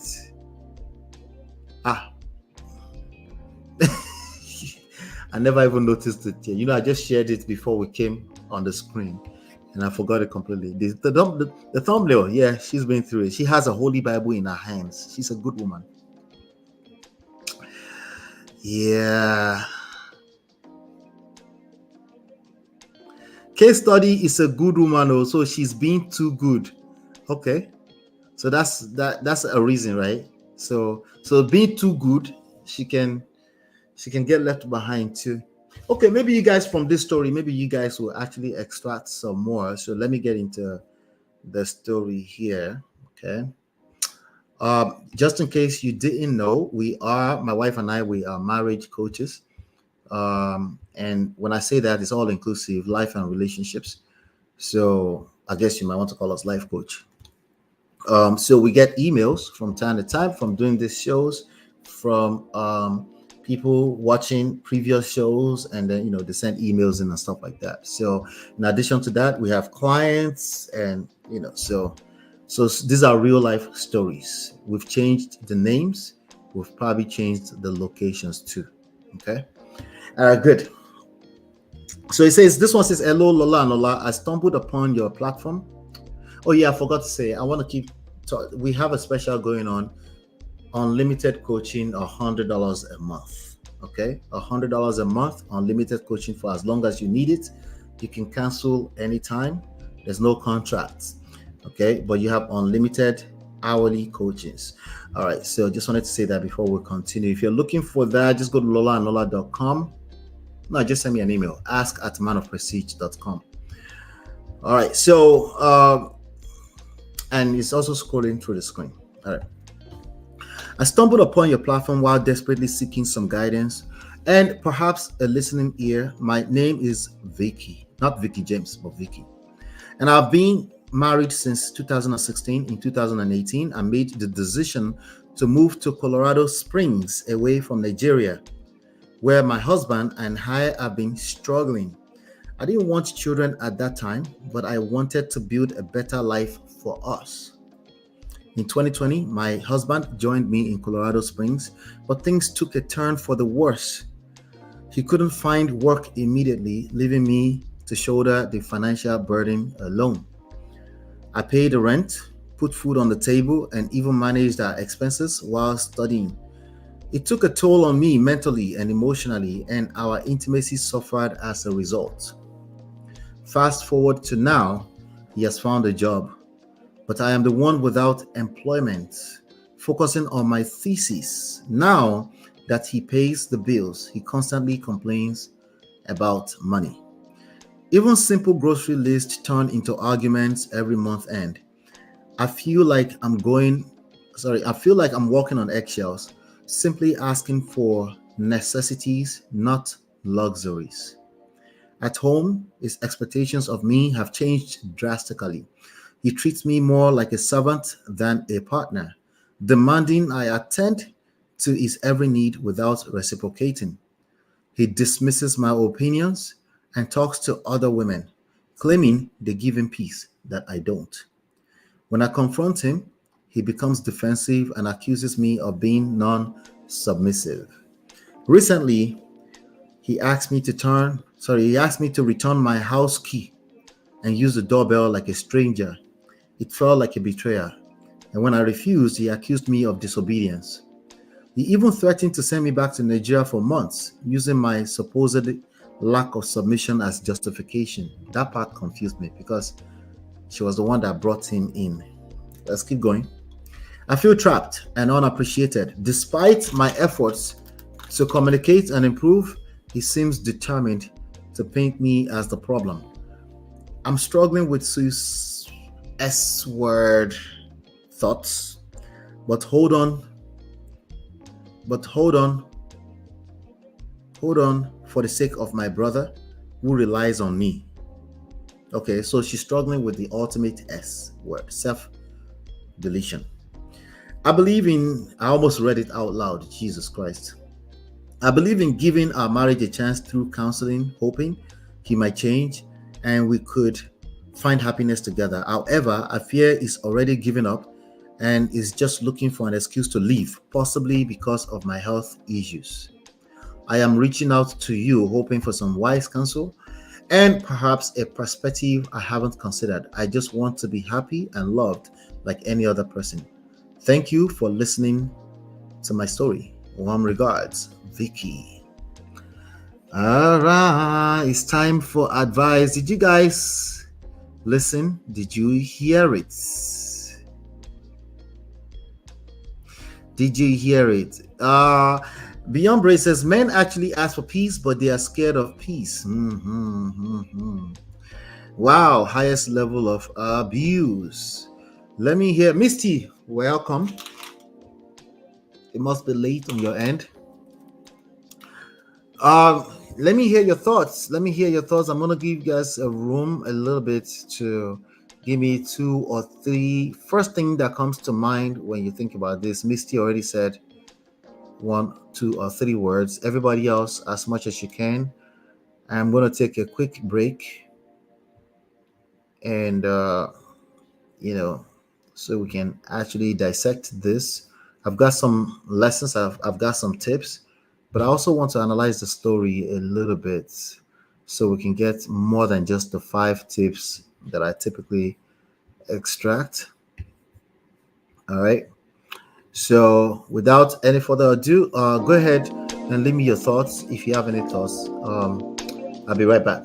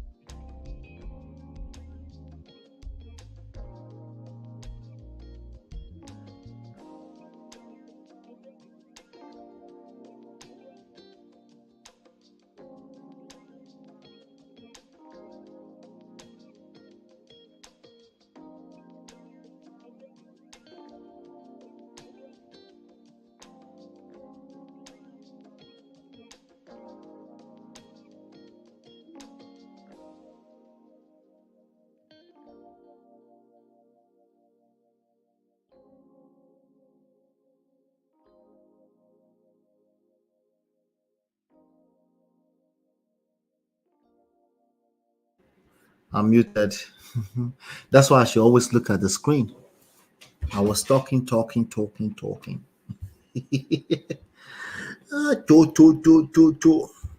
But yeah, I should be back now. Ladies and gentlemen, if you're in the backstage, I will get a nudge. If you say you're muted in the backstage, it will sound in my ears, just for the future. Okay, I don't get a nudge here. So if you're in the backstage, just say muted. 2-3 people say muted. I will hear a few. But actually, tag me though. You have to tag me. Tag at Man of Prestige, and then I'll get it. All right, so we're back. So I was talking about what that lady must have been going through. She sounds very, very exhausted. You guys can hear me now, right? She sounds very, very exhausted. She sounds frustrated. Rejection. There's nobody that's hearing rejection over and over and over again. Like, that will tamper with self-esteem. That will create insecurity, especially if that person is already dealing with insecurity already. It's going to make it worse, you know. And I know, yeah, she brought him to the abroad, but it doesn't matter. I'm gonna check the sound myself. All right. Thank you, Babes Wind. The delay sometimes, you know, I just want to make sure. All right, so it's yeah, she sounds very exhausted. She sounds very, very exhausted, and she, you know, rejection breeds obsession. So she might just think I just love him, I want it to work out. It's probably the obsession that's coming out of the toll of rejection that she's been experiencing with this person. Obviously she doesn't have an out too, because she's depending on him financially, even though he used to depend on her financially. No condition is permanent, so I guess that could be a quick lesson there. But let me read it and analyze it line for line, and then we'll take it from there. Thank you, Black Diamond. Thank you. I stumbled upon your platform while desperately seeking some guidance and perhaps a listening ear. My name is Vicky. I've been married since 2016. How many years is that? We're in 2024. It's about 8 years. 8 years. In 2018, so I made the decision to move to Colorado Springs, away from Nigeria, where my husband and I have been struggling. Okay. I didn't want children at that time, but I wanted to build a better life for us. In 2020, my husband joined me in Colorado Springs. Okay, so there's no mention of that she brought him, but he joined eventually. But things took a turn for the worse.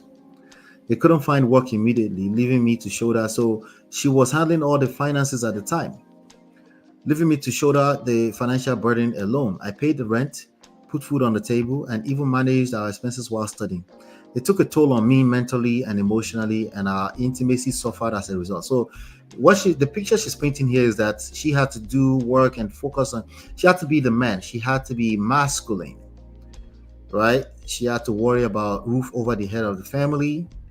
So that took a toll on their intimacy. When people say intimacy like that, they usually mean sex as well.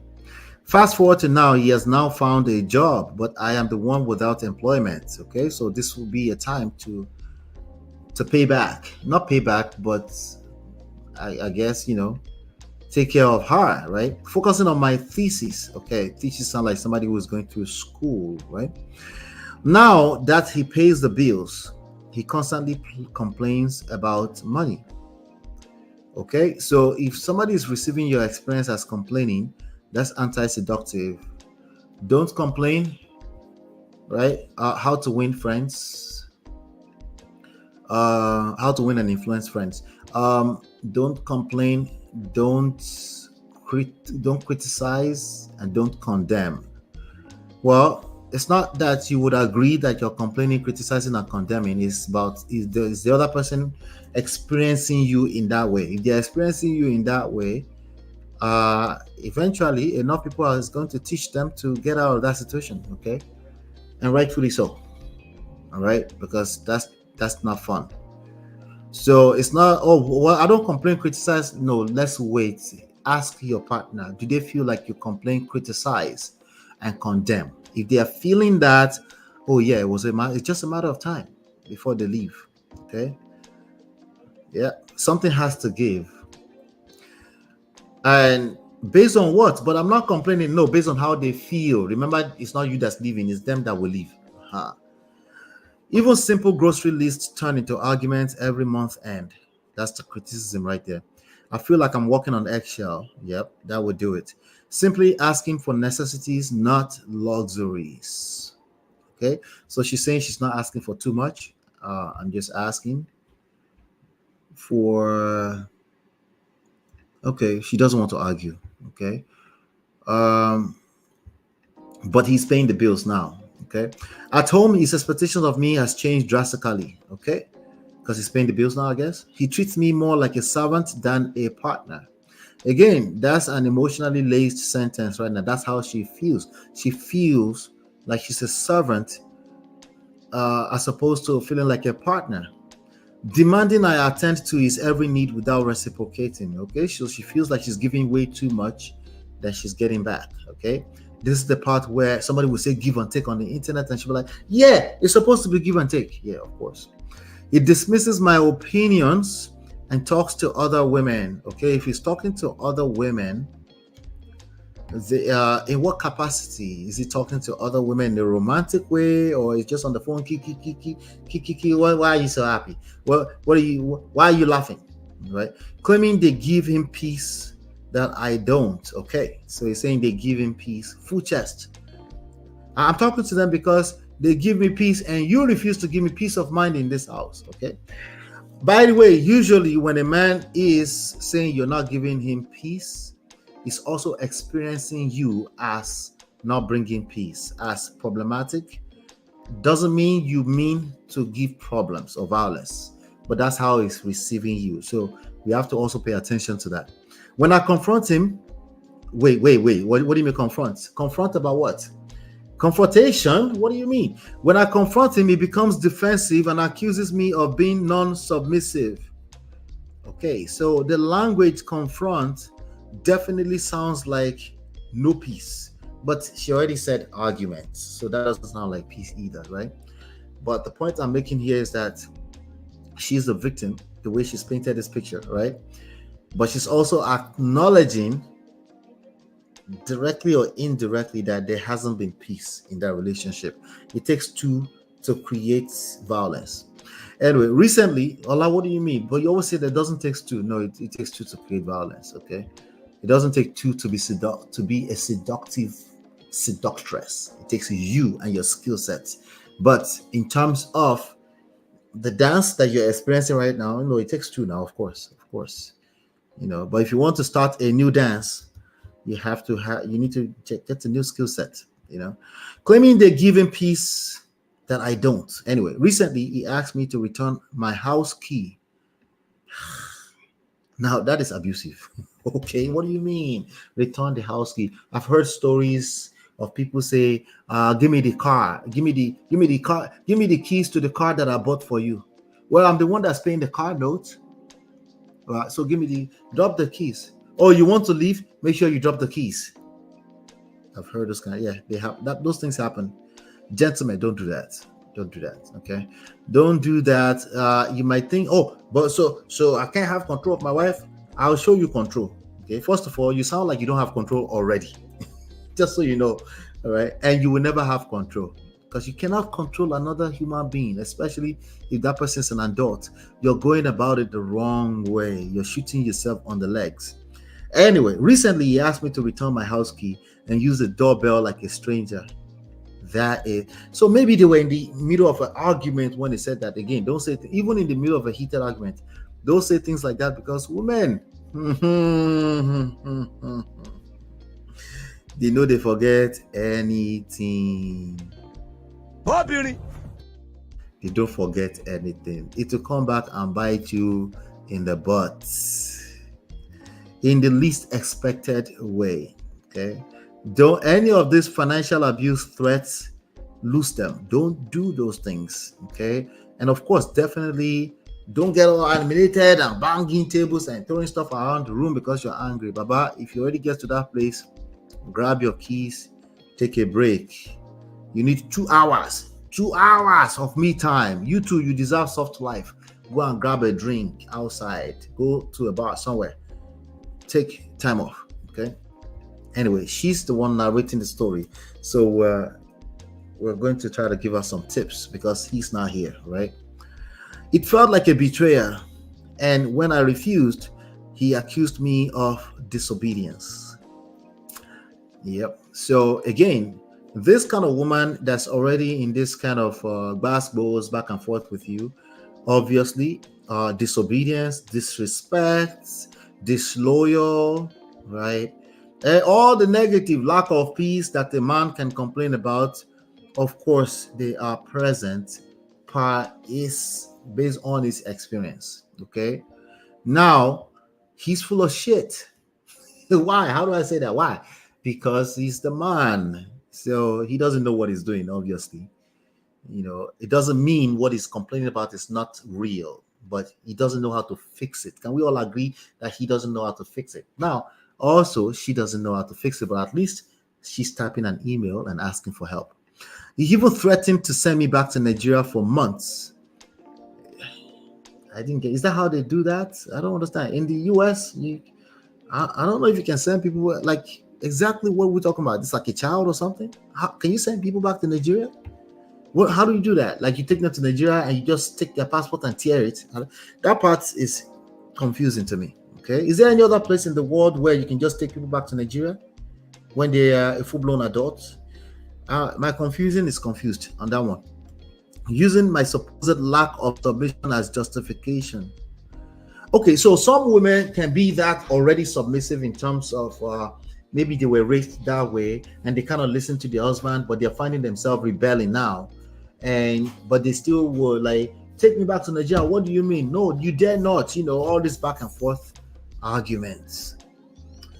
All right, so I feel trapped and unappreciated. I said that, you know, definitely somebody that feels stuck. Despite my efforts to communicate and improve, he seems determined to paint me as the problem. Well, you're also painting him as the problem right now. That's what married couples do to themselves when they're showing each other shaggy. They paint both each other as the problem.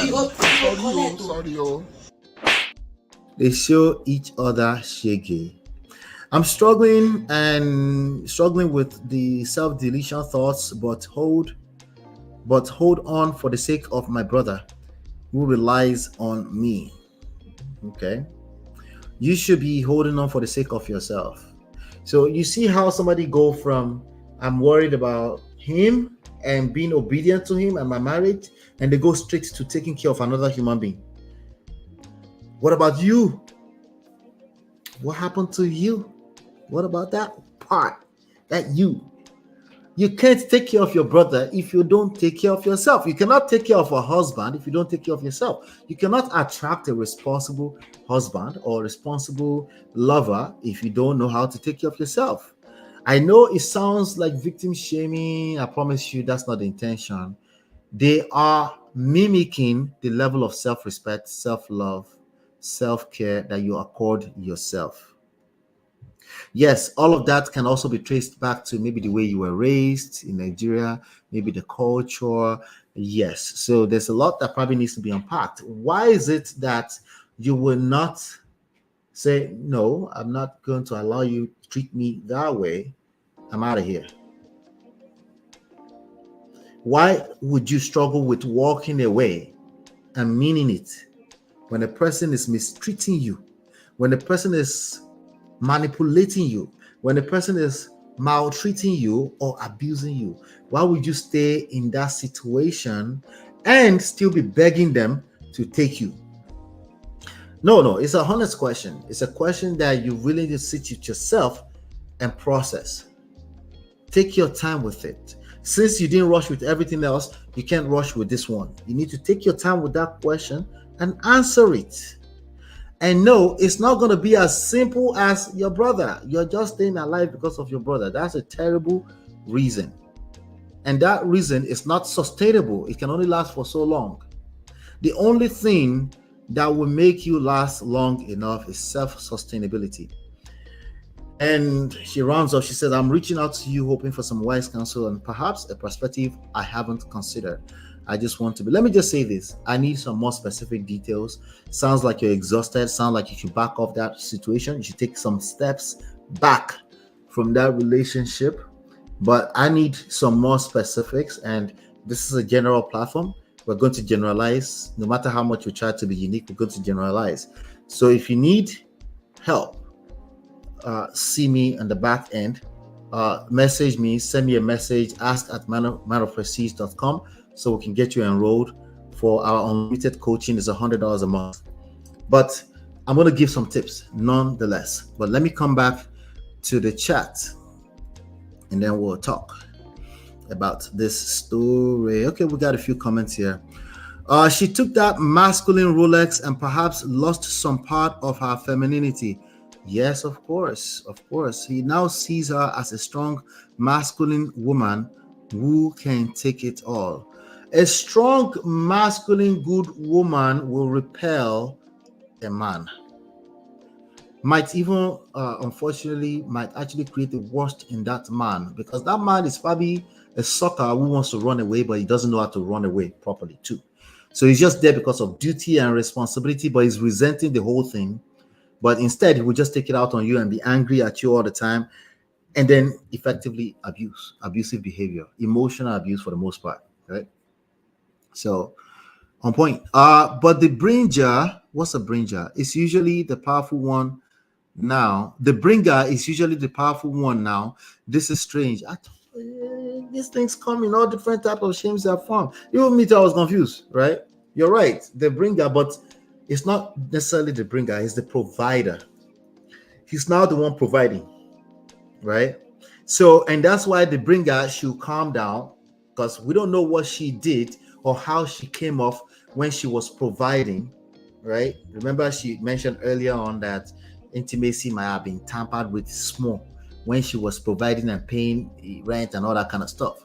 So we don't know what she did. She probably forgot what she did. She probably is not aware of what she did, because a lot of your actions, they come from a subconscious place, right? So she's probably forgotten about that. She's just now like, I was there for you. And there are some resentful, vindictive men out there that will show you shaggy. If you show them shaggy while you were taking care of them, when everything flips, oh yeah, oh God, I have some crazy stories around that. When it flips, they go all in, vindictive.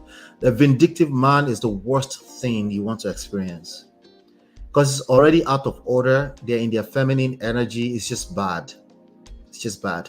So the situation has changed. You know, he's now the provider. And she says something about thesis. Sounds like she's going to school. All right. She took the masculine role and perhaps forgot. Okay, we already covered that. Forgot. Okay, I think you finished. A woman who can take it all. You probably retracted that. I can't see that. He now sees her like a strong masculine woman who can take it all. She needs to heal her wounded femininity. I agree 100%. That's a good one right there. That's a good one. Confrontation is the wrong word. She should lure, attract, persuade. I like persuade. Sounds salesy, but I still like it. It's definitely better than confrontation. Most women are busy confronting. Most good women are busy confronting their men. We're getting there small. At least he will considerate in his approach. He's just a threat. No one is taking no one anywhere. So if you are Paco enough, you might believe in that. Who knows? Maybe she's just like, take me where? Maybe she's also. Some people will have fathers in Nigeria that will say, you never come back to this house, and it's part of their psyche, right? But it's still confusing.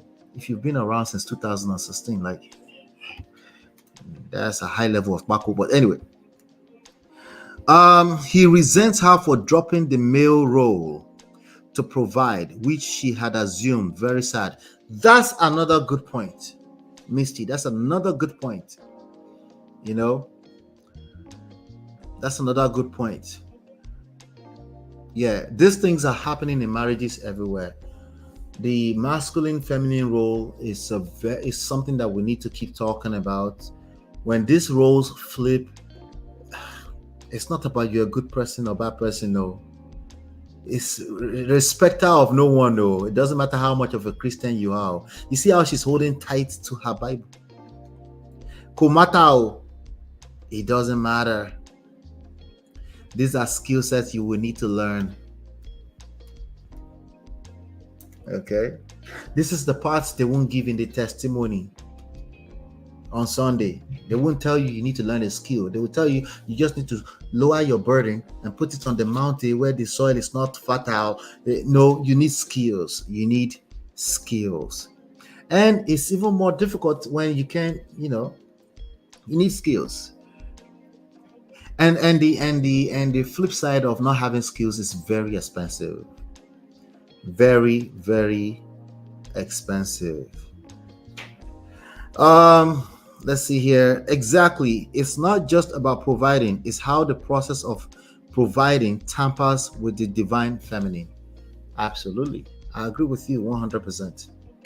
On a normal day, it looks like you're doing this, it looks like you're just doing the right thing and all this kind of, you might be in a circumstance where you need to do that.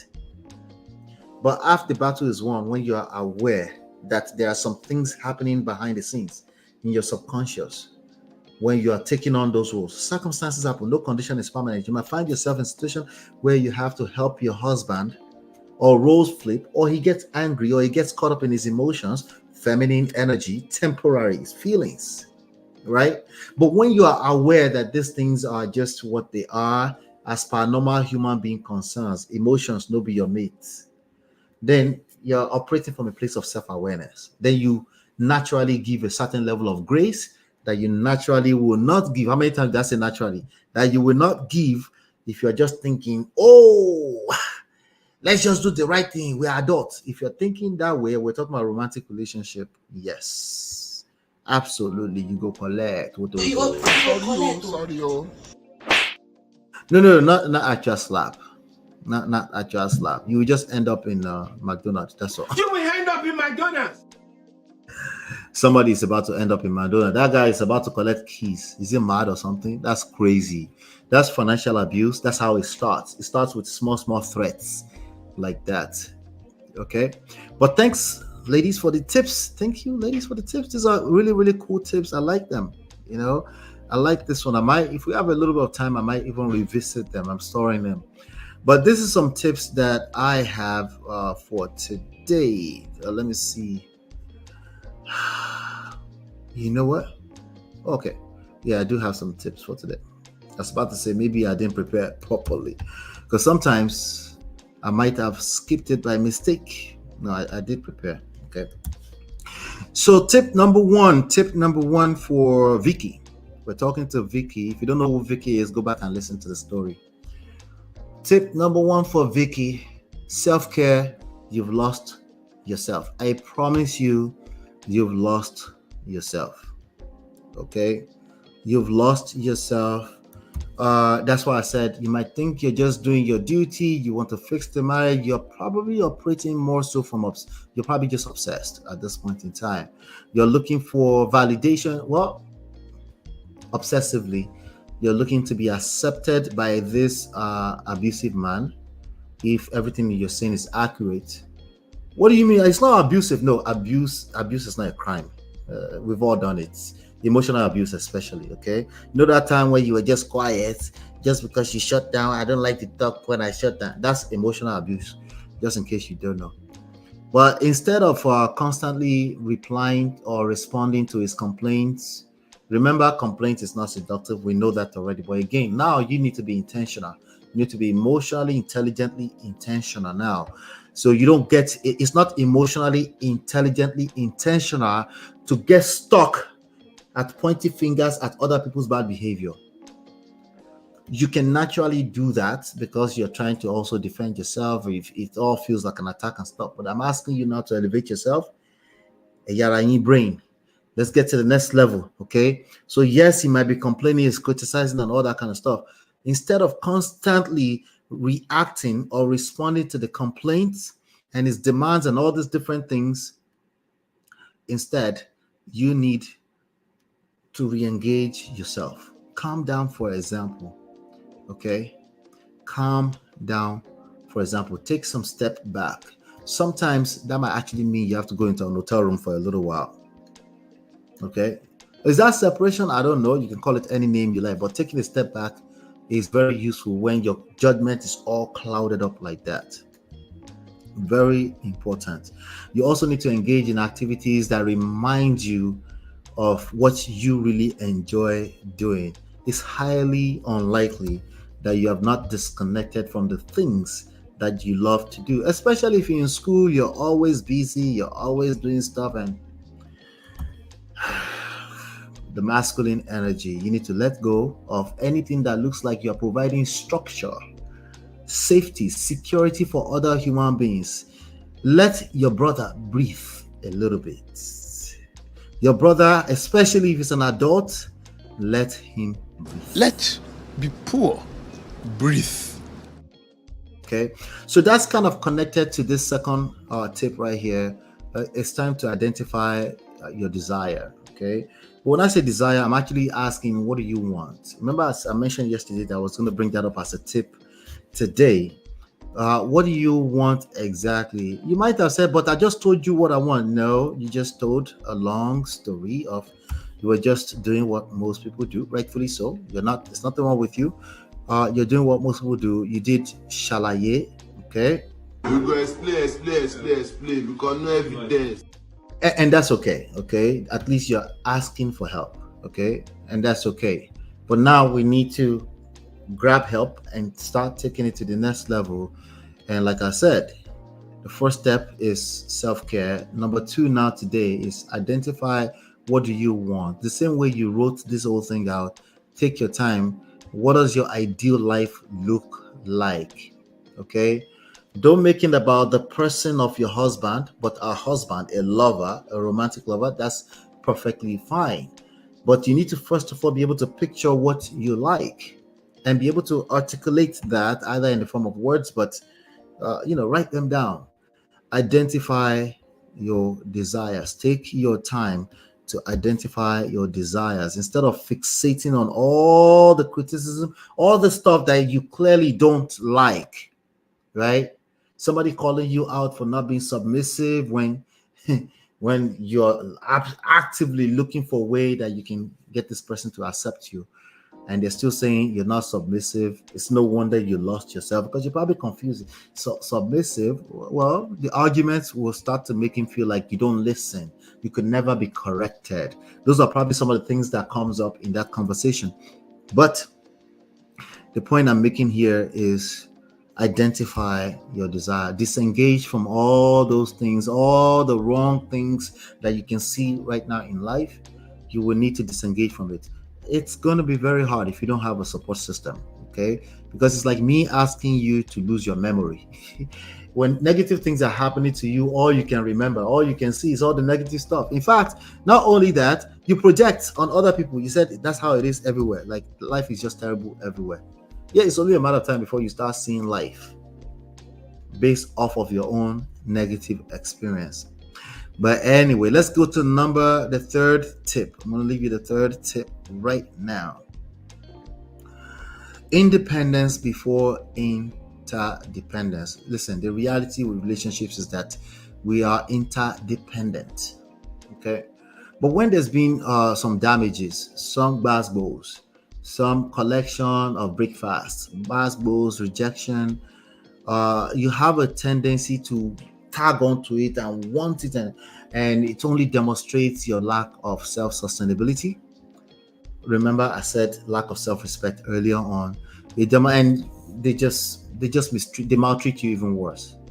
Okay, so there's going to be a need in like, the reality is interdependence. In a healthy relationships, we depend on each other. But when you find yourself in this kind of space, of course you feel trapped, because you are interdependent. You are probably coming off as needy, as clingy. You're a good woman, there's no doubt, but you are needy, you are clingy. That person is actively trying to escape from you. They don't know how to escape because they're still in the same house. but they're trying to escape. At least with their demeanor, with their attitude towards you, they sound like somebody is trying to escape from you, but that person is also a punk and they won't go, right? Instead, they will maltreat you and abuse you. This is the time for you to engage your sense of independence. Okay, you need to engage your sense of independence. You need to work towards having some options, okay, for yourself. You're only feeling trapped because you feel like there's no other options. To the point where the person is almost threatening you that they will take you back to Nigeria. Yeah, again, keep in mind this is a lot of stuff that's coming from a place of your subconscious. So you need to take your time to really find your independence again. This may also be connected to the tip number 1, which is self-care. Okay, so let me give you tip number 4. I don't want to ramble on and ramble on and ramble on and ramble on. Jim says not very demure. No, it's not. Okay, so if you're a good woman and you don't know how to express a sense of demure, is it demure? I don't know. Demure. Let's call it demure. Tip number 4. Walking away and meaning it is the best position for negotiation. Many people get stuck in funky situations because they're sitting there and they're trying to negotiate with the person. You cannot negotiate with terrorists. I'm sorry. Okay. Well, you can, but no. You can't negotiate with terrorists. If you see them as a terrorist, then you shouldn't be negotiating with them. You should walk away. The reason why you're not able to walk away is because there's still some value in that relationship for you. You might be struggling to identify the value because all you can see is how they criticize, condemn you, and complain, right? Their mouth, their their very abusive mouth and attitude about life is all you can see. But the reality is that you're stuck there because they're still bringing some sense of value to you, right? So if it's that bad, walk away, because actually that's going to be the best position for negotiation. You have to be willing to walk away and mean it, right? If they are truly a terrorist, you should not be negotiating with them. You should first of all walk away, and then if they say, hey, don't leave a hand, then maybe you can negotiate. Maybe, if you still want to. But you have to demonstrate to yourself some sense of self-value. Have some self-respect, for crying out loud. Walking away is going to be your best position for negotiation. Walking away does not mean you leave the house. Does not mean you leave the marriage. It just means, it can mean that, but it can mean as simple as taking a step back to work on yourself. It can actually mean something that seems that simple, but as simple as it sounds, it's actually very difficult for most people to do. That's why they are in an argument. It takes two to create an argument. You can have a disagreement with one person, just opinions, right? It takes two to have a disagreement too, but it takes two to have an argument, an active argument. It takes two now. So why are you engaging when the other person is showing up as a terrorist based off of the way this is painted? Why not walk away? No, it's not a rhetorical question. It might be a question you need to process. Why is it that I can't walk away? Oh, why? Because of your ideologies around marriage. You've been told that you should never divorce, that you never want to have divorce. This is the one marriage you will do in Jesus' name for the rest of your life. I'll tell you right now, that's the exact reason why that divorce is going to happen if you don't take a step back and work on yourself. All right. Moonshine says, oh no, I'm late. That's okay. You can always watch the replay. But I like to have you guys here live, but I'm realizing that you guys don't really appreciate the live sessions.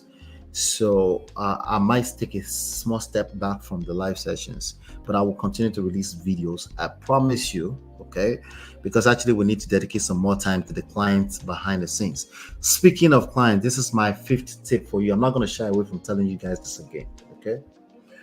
Join the Academy for unlimited coaching, $100 per month. Okay, $100 per month. Everything else is much more expensive. That's all I'm going to say about that. Everything else is much more expensive. You need support. You need to engage support in order to get through the right. I'm not going to shy away from this again. I'm going to be telling you, if you don't like them, now your own problem. That means you don't need us here anyway. Okay, and that's fantastic. I'm happy. Okay, but I'm telling you right now, you need to engage support. You need credible support. You need people that actually practice what they preach. You need people that can show example of what they preach. Okay, it obviously makes sense. Okay, you need to work on yourself. You need to work on yourself. Everything starts with self. People will only treat you how you treat yourself. In the long run, of course, there are mad people out there. There are people that are just evil. It's more likely than you're more likely not married to an evil person. It's probably just a person who does not know what they are doing. All right, good. That's all. Uncle Beno say the lives are fun, boss. The numbers are not showing that, brother. The numbers on the videos are showing better numbers. So I need the numbers to show that. Thank you, Natu. Natu is always out here saying it's the best investor. Natu is one of my clients because she said it to the public. Thank you, Natu. I appreciate you for saying that. All right. The numbers need to show it, and then I'll be right back. Right. We have to make it worthwhile. I'll rather dedicate the time to my clients, such as Natu, than coming here and be cruising. And let's just. Don't worry. I'll work. I like doing the free videos, right? I will keep dropping the videos, absolutely, but in terms of my personal time dedicated, I need to dedicate that more to my clients because they're joining, and this price is only going to be around for so long because I only have so much, because it's my personal time. So I say unlimited coaching, I want to make sure I'm delivering in that sense. All right. Thank you, everybody. Do me a favor, hit the like button, share, subscribe, turn up your notifications. Oh, by the way, we appreciate referrals. If you refer people, we pay $50 referral fees. Just make sure they mention your name. That's all. Okay. Let's see here. Yep, that's it. Let me know if you're watching this as a replay later on. Let me know what your thoughts are about this good woman. If you wanted to add on to the list of why men leave good women, right? What good women do wrong in marriage, right? Let me know. All right. Let's see. Nati says, just to be clear, MOP does not mention his client's name and info, but I choose to put it out there. Exactly. Thank you, Natu. I don't mention client's name. I don't talk about location. Everybody's stuff is very secret and we keep them confidential. All right. Hit the like button, share, subscribe, turn up your notifications so you're notified whenever we go live. Hopefully, you've been enlightened and educated. I'll see you on the next one.